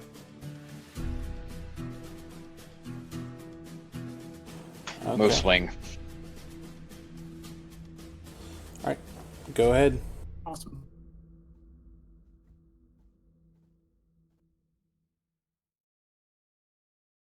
You're within range to hit the ghoul. Hit him? No? 4 on 14? Yeah, it hits. 19 damage. Holy shit. Yeah, that poor ghoul is not feeling so good as he starts shrieking in pain.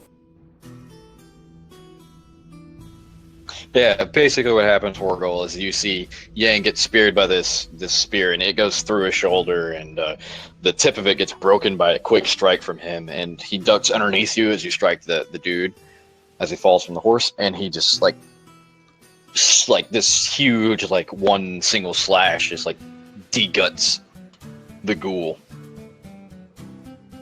Impressive. Yeah, the ghoul's still technically standing, but not too well.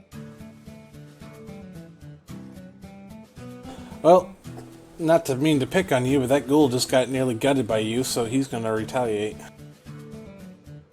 That's fine with me. I have a C combat defensive 13, so he's shooting for a 13. He hits Also, on a do I have my 13. reaction yet? That's fine with me. Roll Did I have a reaction back? Yeah, you just took a turn. You got your reaction back. Okay, I wasn't sure if a full turn would go by. Yeah. I would like to, protection, I would like to impose a disadvantage on that attack. Ooh, yes, please. Alright, I'll allow it.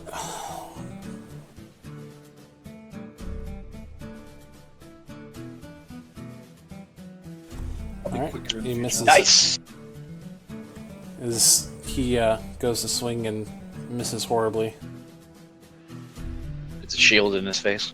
Yeah, Yep. shield pretty much face. Horgol, I need you in my party. Don't go to the other one. Yin. Talking about. Alright, What are you talking Try about? to You kill the ghoul. kill him. Do it. You failed. Oh God. Wait, this ghoul's not dead yet? No, not on 19 because I'm doing slashing Alright, damage. so Okay. because of the fuckery that's going on around there, I want you to roll a d4, but before you do that, Preacher's 1, the half orc is 2. I'm sorry, I can never remember your character's name right now. Ghoul is Horgol. 3. Yeah, Horgol. And then Yin is 4. You mean Yang? Yang. Sorry, Yang is 4. This will go straight through your defense and just hit. Oh, boy.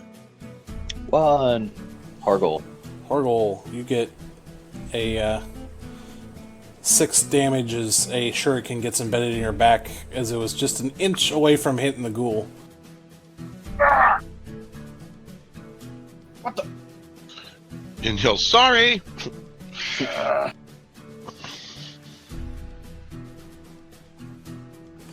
Preacher.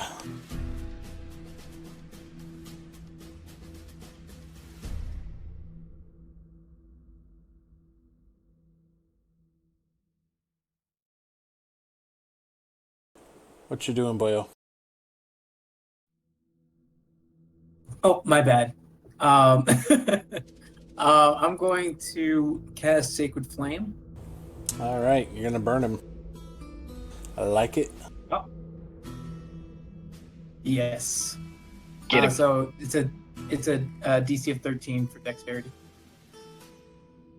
Sorry, you zig when you're supposed to zag. Uh, I have outrageous accent. yeah, he makes it.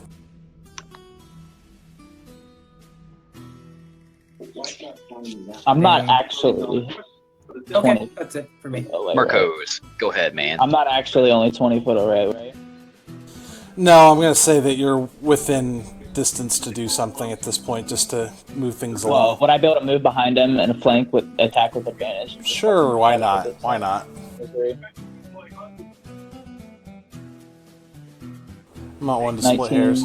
But how do you know we felt the same way about it? Yep, you hit. Goddamn, rapier. Fucking love rapiers. I do too. I've clicked damage like twice, so I should probably wait.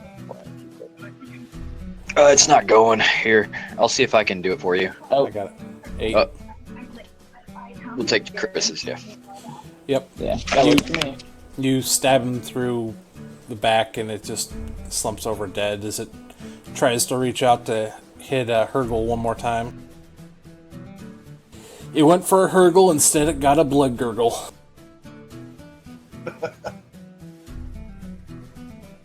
And that is combat.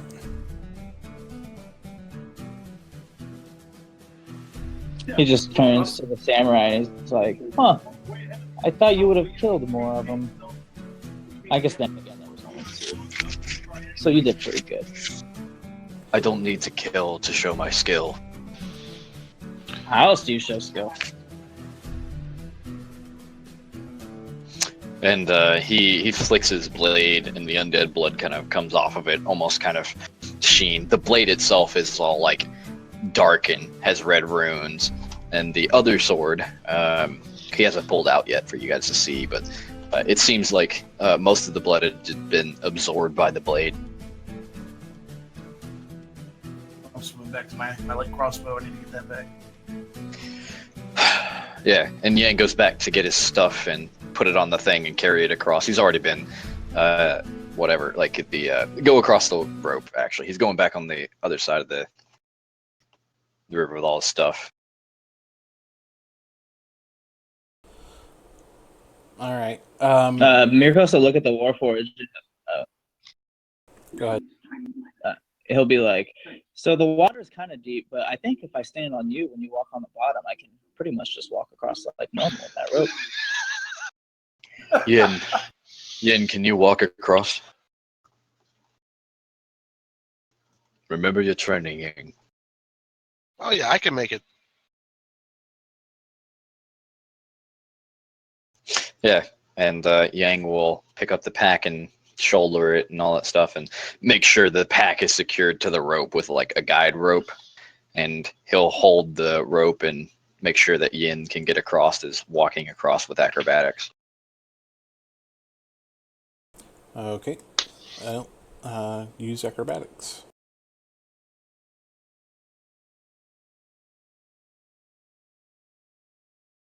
Yeah, I'm going to say you make it. 12 another. Well, yeah. Yang is going to attempt the same thing. Go for it. And Yin will stabilize things while he does. She's his sister. She should make it harder for him. Shake the rope real good. We're Yang and Yin, thank you. Sorry.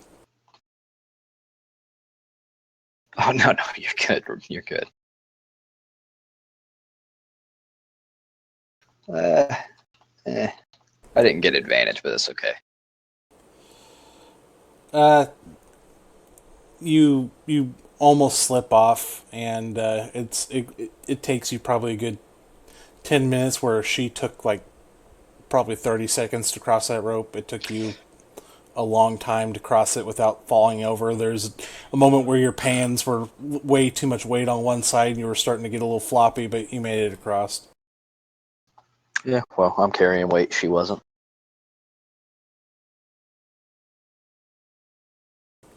Okay. Mirkos is already there. Horgel's already there. So it's just Preacher, the man of the cloth. Oh boy! All right, I'm gonna. I have your firearm over here. That way All you right. can untie the rope and then walk across. All right, that's perfect. Okay, so I'm going to trudge through. Hey. Doom, doom, doom, doom. He catches dinner down there. I don't know if you guys ever saw the old Gundam cartoons, but the sound they make when they move around, the ka-ching, ka-ching, ka-ching, that's basically how he was.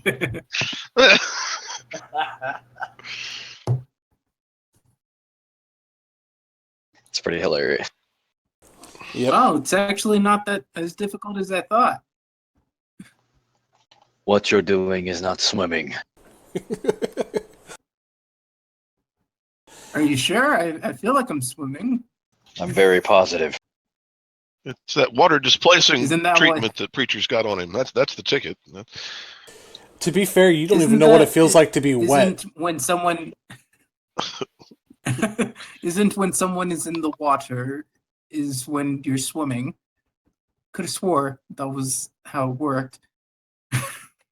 Swimming involves floating.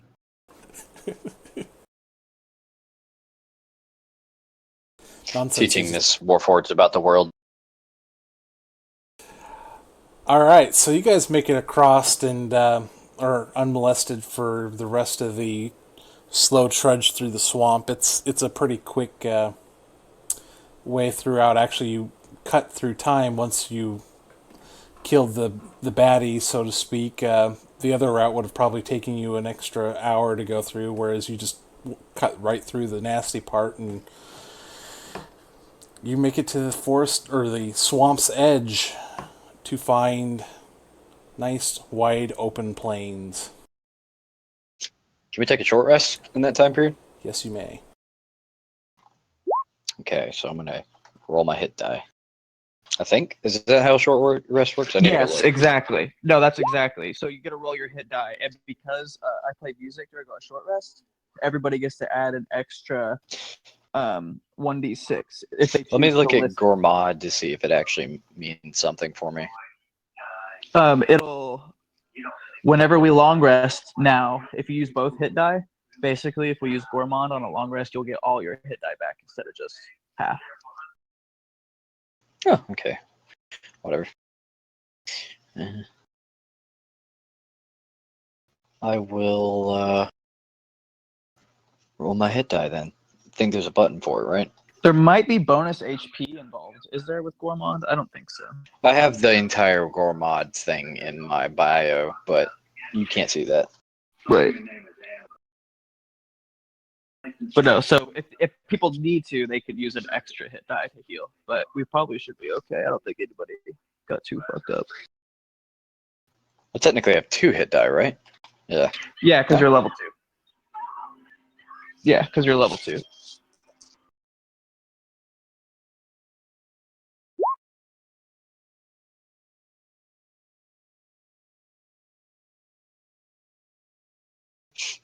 Nice. Yep, you guys feel great. You've got good food. Yin kind of dumped a swamp's worth of water out of her boot. Preacher seems to be, again, clean. Horgel seems to look a little saddened that he's not covered in filth, but or at least not in active filth around him, but otherwise he seems to be more or less okay. Yang, I imagine you're kind of cleaning yourself out and making sure that you can put on your clean clothes again. Oh yeah, no, he definitely is looking for like a source of water, like a watering hole, and we'll try to find it using his wanderer trait, like a shallow pool of water from where the edge of the swamp is, where he could like not as murky water, where he could like wash himself off. And, Oh, you easily find it. There's like a little pool of water. Not even a pool. It's probably like a little pond that is just fresh water. With a little bit of boiling the water, you're fine. that Japanese loincloth. That's what you guys get to see. I imagine seriously, Samurai Jack when he's running around without his robe on. Mm-hmm. Yeah, that's exactly what it is. Swaddled fucking underwear.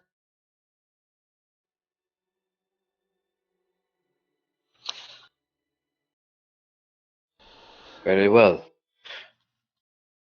Let us be to Graywall, no?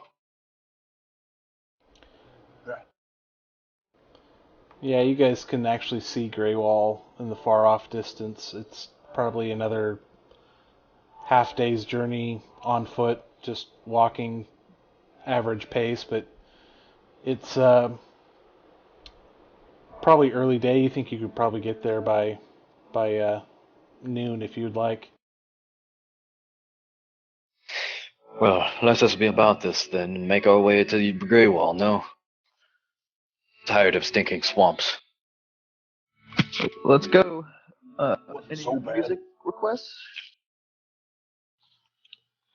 Something to remember the lost.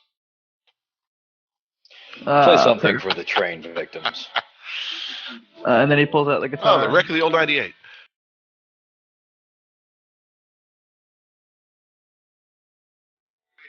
Plays the somber song.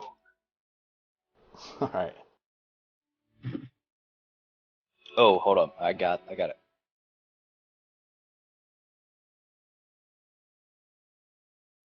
find it.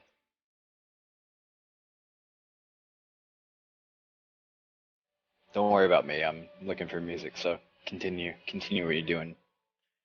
Jam. All right. One second. I don't have a good outside view of Graywall. I'm trying to find an image that's appropriate.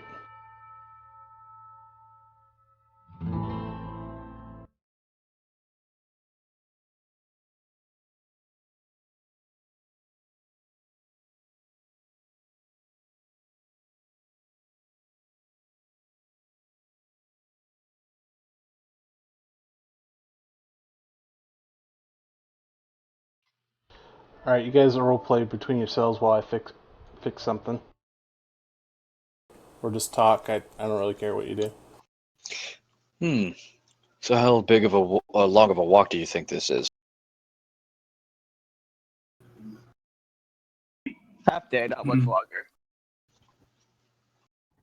What do you think? Could be longer.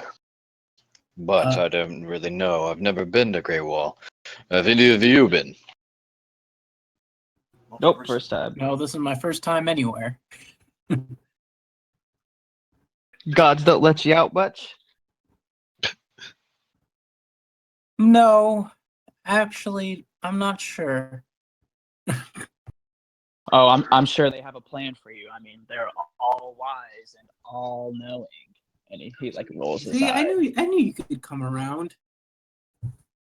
See, you're starting to get that mindset. I appreciate that. So yeah, he looks at the rest of the group and he's like, robots don't understand sarcasm, huh? Seems so. And none of this is like ill. Like he's not trying to like be a dick. This is more just his personality. He talks a lot, and sometimes he says shit he shouldn't. I just think it's funny because it's just like, it's like, I complimented you first, and then you're just like, oh, nice person. Hey, how are you? And the first thing you say after I explain myself, you're like, Preacher is no like, mindless an insult. automaton. He's displayed as much thus far in our journey. He is no mindless automaton. I would refrain from calling him such things.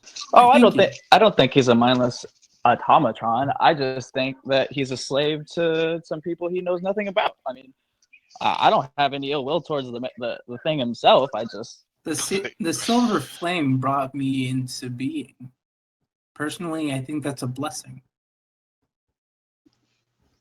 Of course I would follow them. They brought me here in the You would first be place. wise, sir, to never disrespect anyone, any person, man, or group's gods. he just laughs and he's like, "Oh gods." Get into deep theological The gods of arguments. these lands the gods of these lands are very queer in nature, I would say. Me and Yin have traveled far and wide, but nothing is akin to our gods of old of home. The gods of these lands abandon the weak and let people die and suffer. Then they are no gods at all. That's what I'm saying.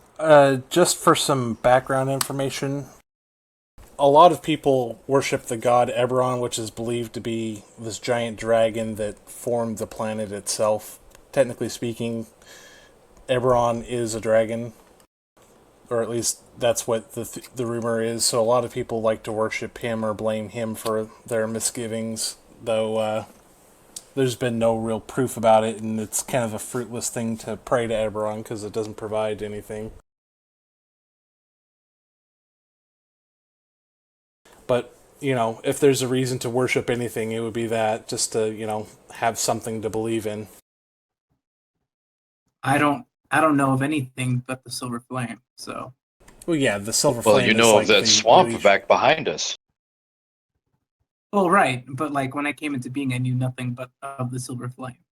So it's like, it only seems natural that he would Yes. accept the To religion. each their own. Just walking, shaking my head. What about you, Orc? I believe, let him believe what he wants to believe. Then you are a wise man. Meh. Meh. That's a very, very half-orcish response. I can't be bothered with it.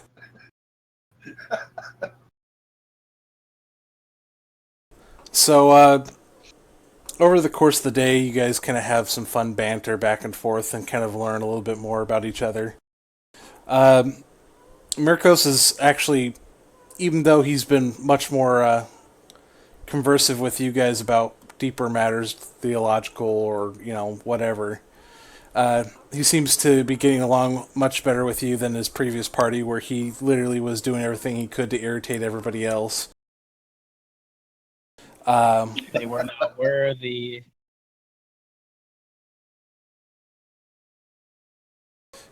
I mean, the gunslinger, all he seemed to do was pester him day in and day out, so you're already doing much better.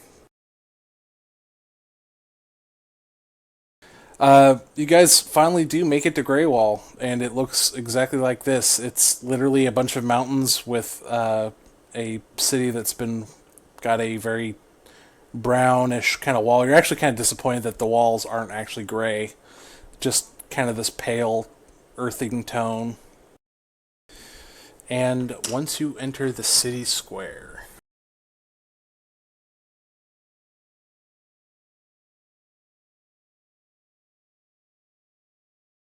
one moment.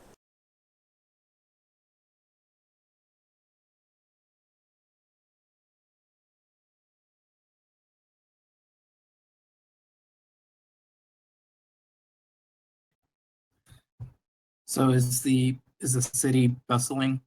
Oh yeah, the city is bustling with activity as you would expect any major city. I mean, this town is not the biggest city you've ever been in. In fact, it's kind of rather small comparatively speaking.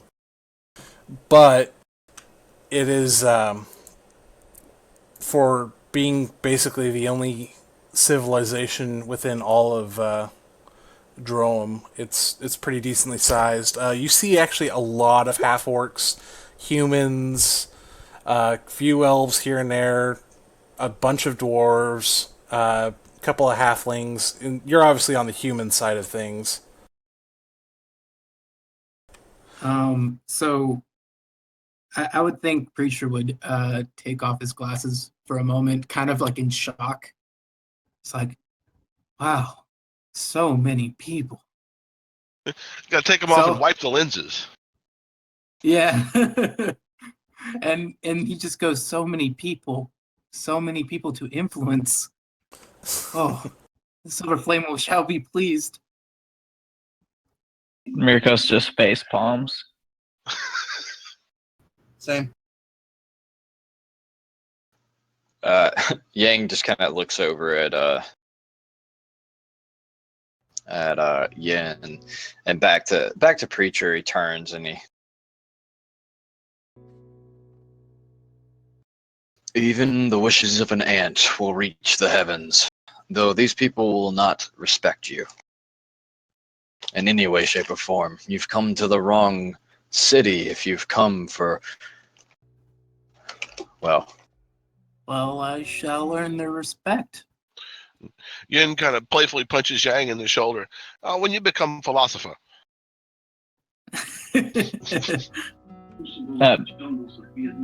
Mirkos is gonna go over to Horgol and say, what's your reason for coming here?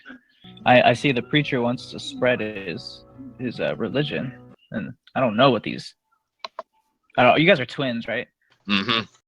I don't know what these Eerily twins similar. are up to, but I don't know. You seem all right.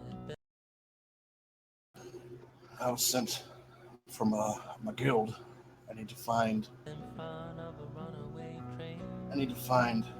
some information on these guns.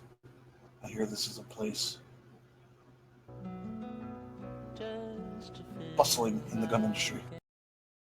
What do you need guns for? Trying to kill people? Or trying to help people? No, I come from a long line of blacksmiths.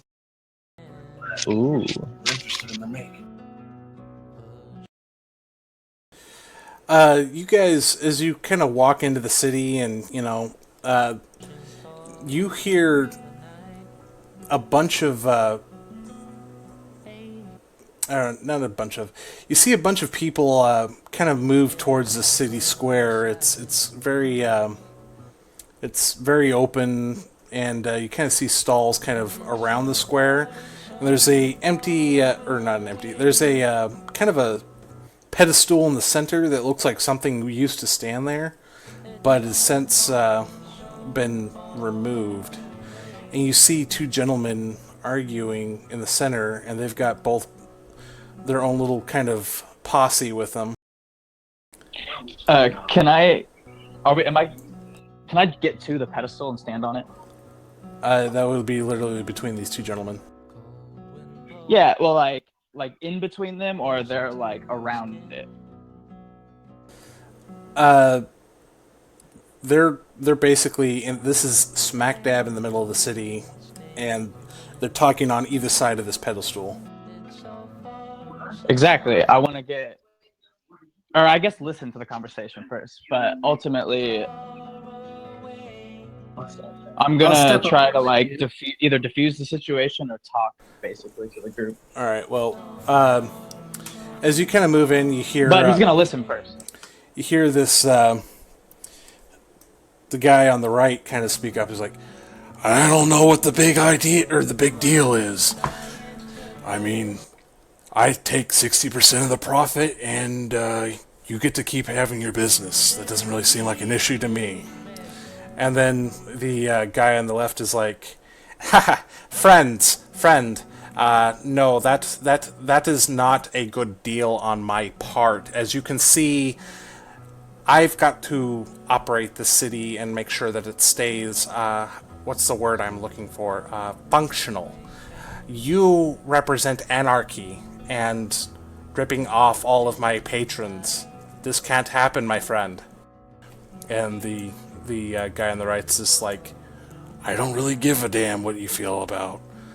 I'm gonna do what I'm gonna do." And the guy on the left is, "Gregor, my friend, we have known each other for many years. I would hate to have to go out to all-out warfare with you, but I will take you to the mattresses, as they say." And Gregor looks at him and is just like, "God damn it, Gerald, why do you gotta be so thick-headed? We could be pals. We could be making much money off of these people. But suit yourself." And they look like they're getting ready to split apart. Oh, okay.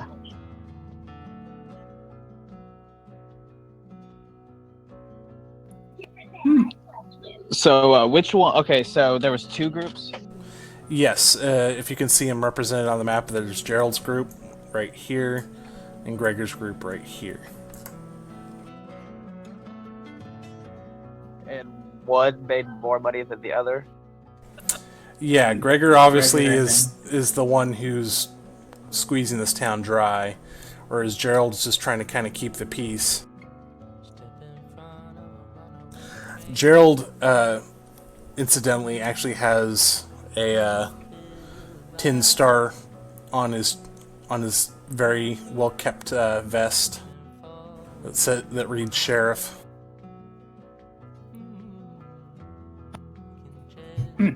Interesting. You can tell that there's Very some shiny sort of piece of metal he has on him. You can tell just from their familiarity with themselves that they definitely have some sort of connection, like they knew each other and were friends at some point. Yeah, Americus wants to talk to the side that seemed like they were just trying to keep the peace. All right. Hey, Ian. What is a sharif?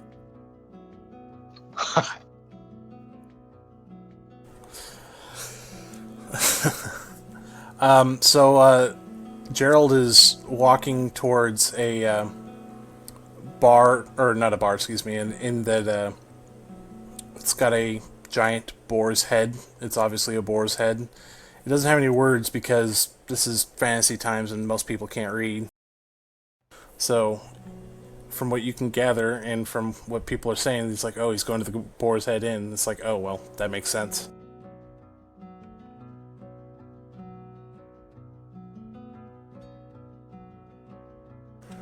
And Gregor goes off into a kind of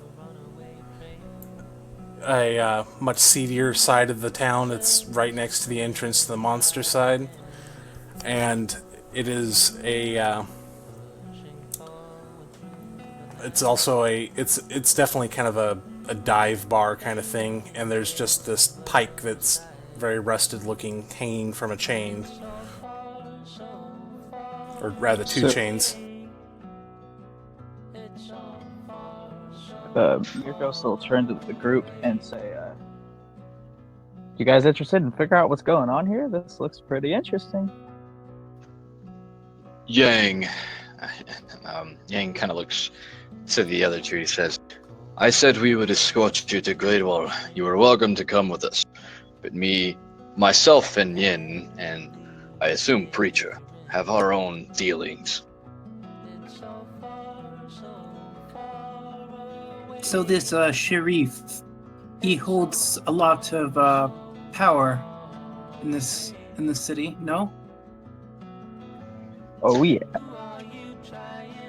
Well, I don't see why helping out someone with enough power to maybe help influence the word of the Silver Flame shouldn't interest me.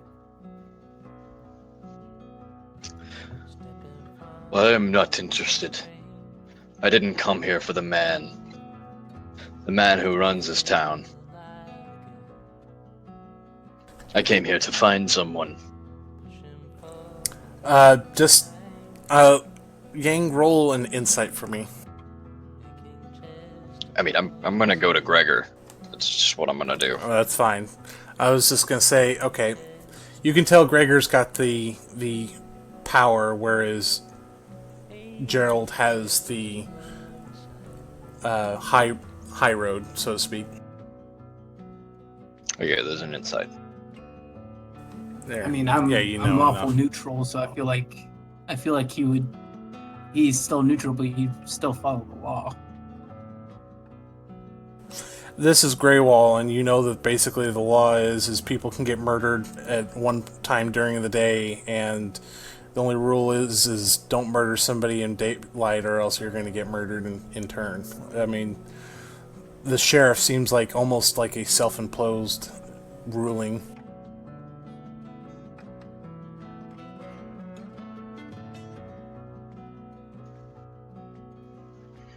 So, I need the party to decide which way are they going. Are they going towards Gregor, or are they going towards Gerald? Well, why can't we do separate things? You can, but it will depend on who's going where, is all I'm asking. Alright, Preacher's going towards Gerald. I'll go to Gerald. Alright, move your tokens with where you're going so I can tell. Oh. Because that'll influence what I'm going to do next.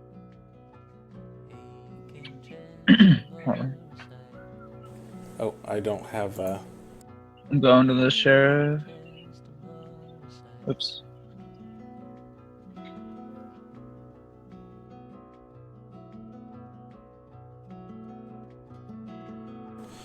And poor Horgel, who's kind of stuck in the middle of all this. Right. Alright, Horgel, place yourself where you're going to go. Rob, I didn't make you choose. I didn't hamstring you into this one, did I? Yeah, see this? No. Oh, there's two Harold. Two Horrible. Oh, sorry, I only see one. It's all good. Alright, so where's Horgel at? He's with Gerald. With Gerald. Okay, I don't see it on mine, so... Alright, because the party majority right now is with Gerald, we'll start with the Gerald scene first.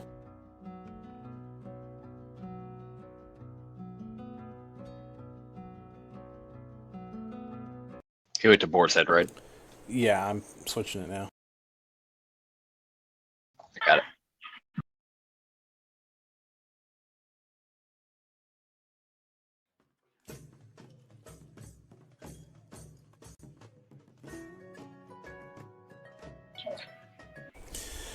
The Boar's Head Inn Looks is... like Gerald has horns. That wasn't intentional.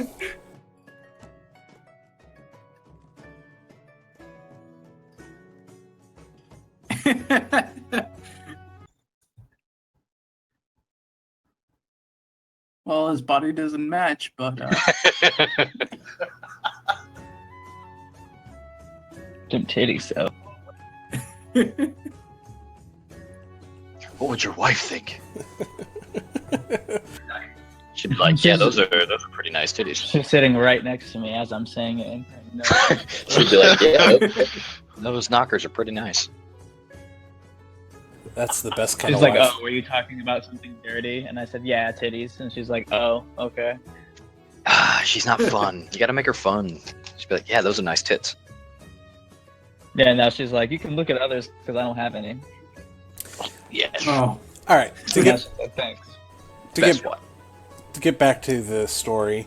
So Gerald is kind of sitting behind the bar because he got in probably a minute ahead of you, and not really sitting behind the bar. He's standing behind the bar, and he's got a rag out, and he's polishing the same place over and over again. And he seems kind of lost in thought.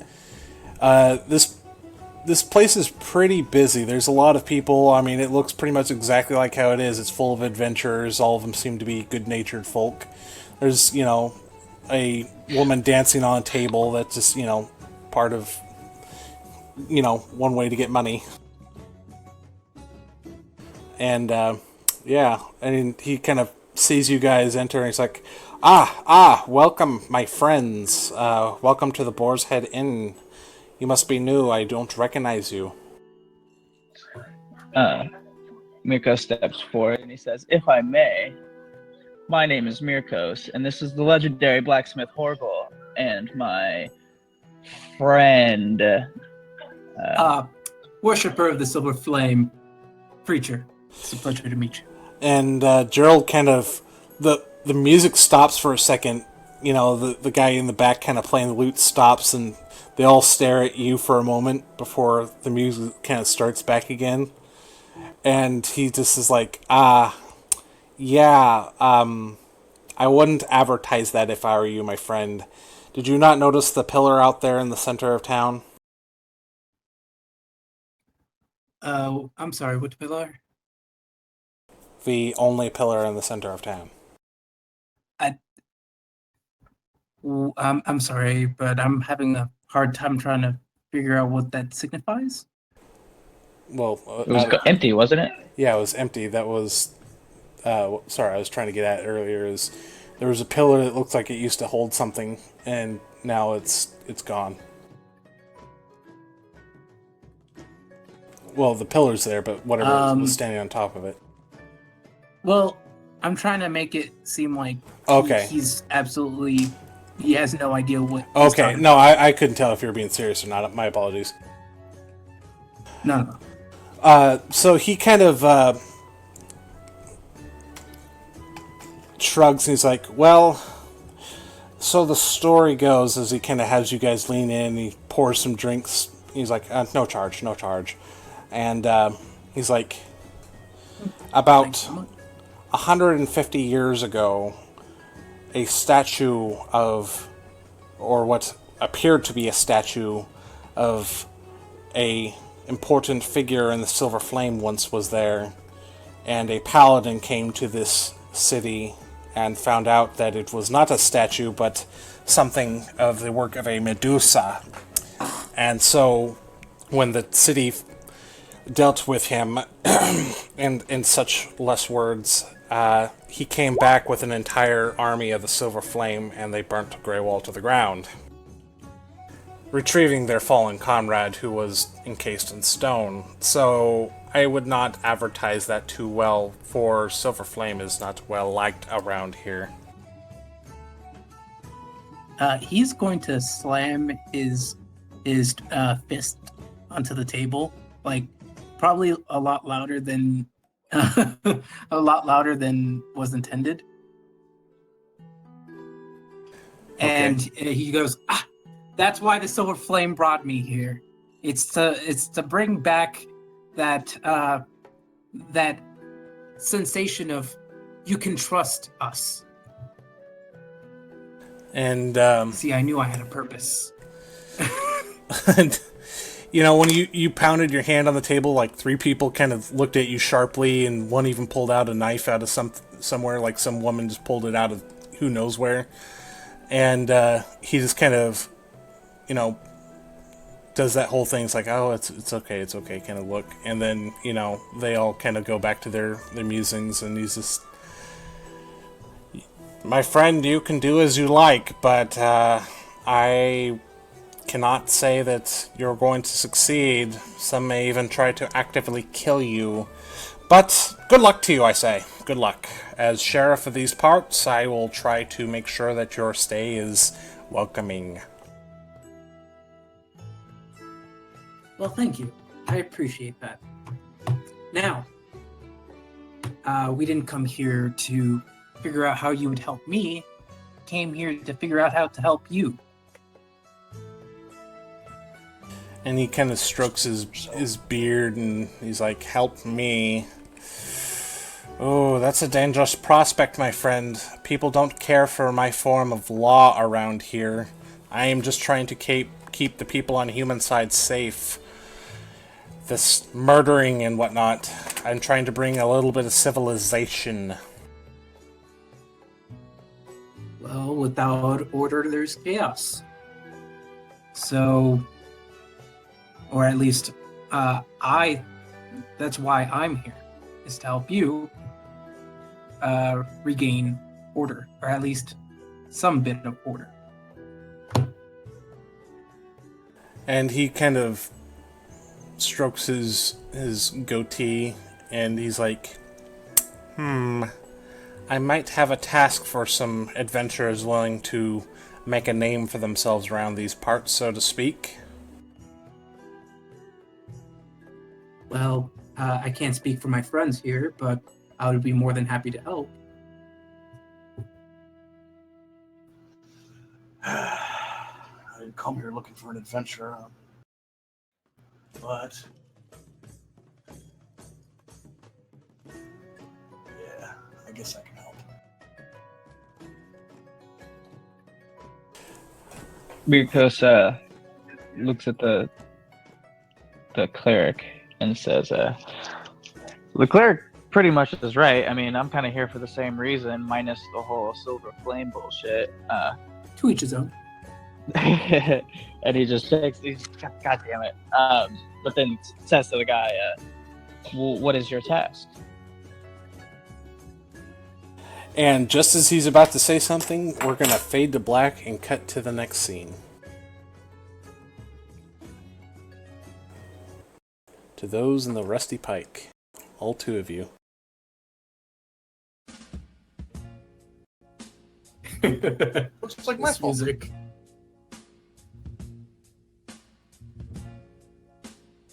I've been to this bar. Oh my god. Why do I not doubt it? Why do I imagine you're that old man getting tickled by the orc woman? Hell yeah. Oh yeah. Alright, so Does everybody get super quiet when the double doors open up in the bar and, like the toothpick switches over in Yang's mouth? We get the Western style, like, oh yeah, that's so Western, holy shit. yeah, the entire Now you need the soundtrack from The Good, the Bad, the Ugly. I actually like this soundtrack. I'm going to play this, but anyhow, I like this. it's meant to set the tone. Anyhow, yeah, there's like, I would say it's about 65% monster folk. I mean, there's a legitimate giant sitting in the corner who God knows how he got in there in the first place, and it's like orcs, and there's like a couple of gnolls. There is definitely like, you don't even know what the hell this thing is. You can roll actually nature to determine what it is, if you would like. But it's just like drunk out, passed out on a table.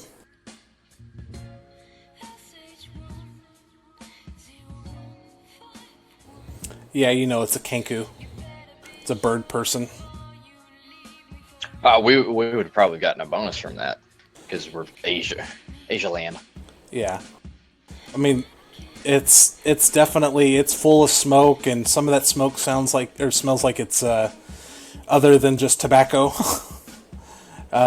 There's a lot of skullduggery going around. In her curious way, Yin sort of studies the bird person a bit as she walks by. Yeah, Yang looks like he's he's in like full like regalia, and everybody's really quiet. And he's in his like silk and whatever. He's got his like two big fuck off like really impressive swords, and the little one on his other hip, in his sash, and he walks straight up to Gregor. Yeah, Gregor is, he's kind of sitting at a table with a bunch of mooks. They're obviously mooks, they're just kind of his yes men who follow him around and do as he says. And he just shakes his head, he's like, that damn fool. He's thinks you can just save everyone in this goddamn city, but it's gonna burn. I know it's gonna burn. And old Gregor's gonna be the one who profits off of every goddamn golden coin. And he kind of takes notice of you, and he's like, what the fuck do you want? Yeah, Yang just bows gracefully, and he's waiting for Yin to do the same.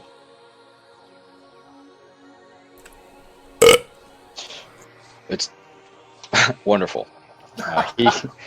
Yang kind of says, just in kind of a candor, we want what you're after. You have money, we have skills. We're looking for somebody too, but that'll come in time. And he's just looks at you, he's like, a lot of stupid fucking people come here looking for a lot of other stupid fucking people. It doesn't seem like a problem to me. But I'm not a stupid fucking person, and I would suggest you not talk about that way about me. I'm a blade for hire. And he's just like, oh, so you are. Well then, Mr. Blade for Hire. What exactly are you looking for? Blood money. Oh, there's plenty of a lot of that around here, and everybody just starts laughing. The bird person wakes up and just goes, ha, ha, ha, ha, and then goes back down. If you see fit, you can test my skill. And he's like, nope, somebody with a stick that far up your ass, you have to be deadly. And he just sets this gold pouch on the table, and it looks like a hefty gold pouch. Well, I've got something for you. The preacher's looking, Gerald's looking to get some goods through this town here, and I want part of it. He thinks that he's going to be making this big drug bust, but I want all the money on it. You want these men dead? You can kill them. I'm not going to stop you, but I didn't pay you to kill them. I paid you to get the drugs. Where would they be?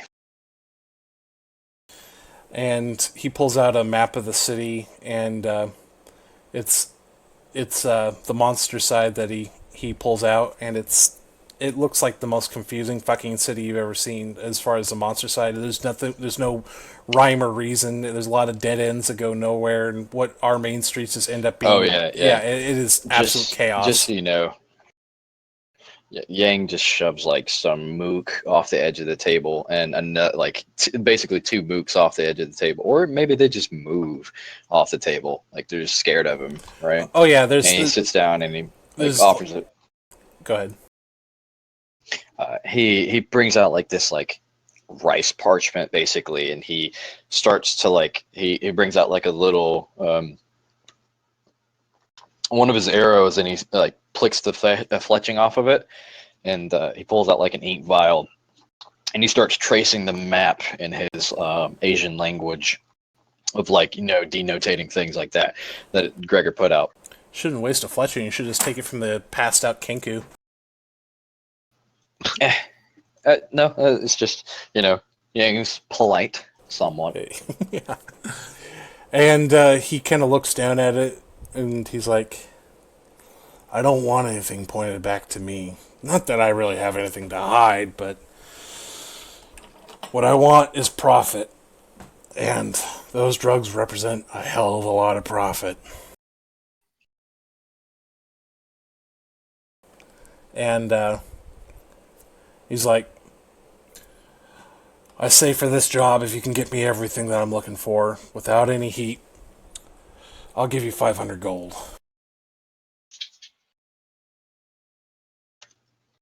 Yeah, I mean, Yang kind of looks over at Yin to do Wow, like wait. Yin does all the accounting for both of us. And he just like looks at her. Yay, nay. Yin, very ladylike, has a fan sort of covering the lower half of her face. She looks at Yang. I don't know, drugs? When we become errand boys, we hunt people. But then she thinks about it. 500 gold. We take. I love how Asian she is. Yeah. I love it too. So, he puts you out in the particulars, and it's obviously a job at night and a kind of seedier part of the monster side. It's where a lot of the low-life monsters go, the ones that, are basically like kobolds and, the like, where it's just like... And he's just like, yeah, this stuff is called Slurm's Delight, and it's got quite the punch.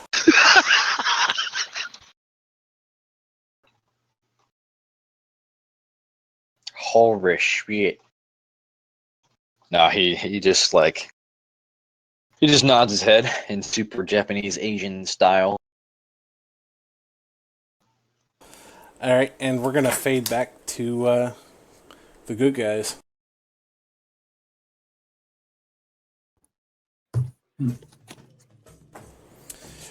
he's like, Gerald speaks up again, he's like, so that's the plan, is to secure the drugs and then burn them in the city limits.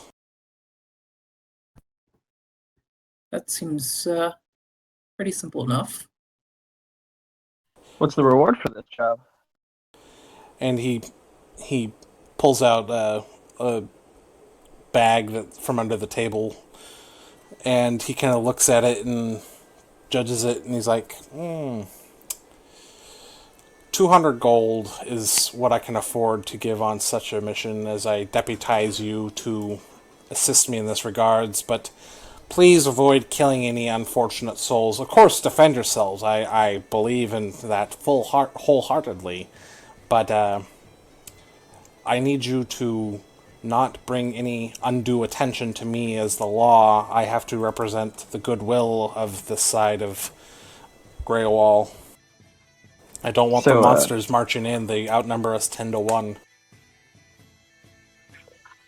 Mirkos looks at the bag and he says, so what is that then? 200 now and 200 after? And I guess that could be persuasion if you want it to be, or... Yeah, you're going to have to roll persuasion, and you're going to have to roll high. Can I throw in a guidance? Sure, because it's already not silly enough when he rolls. Go ahead.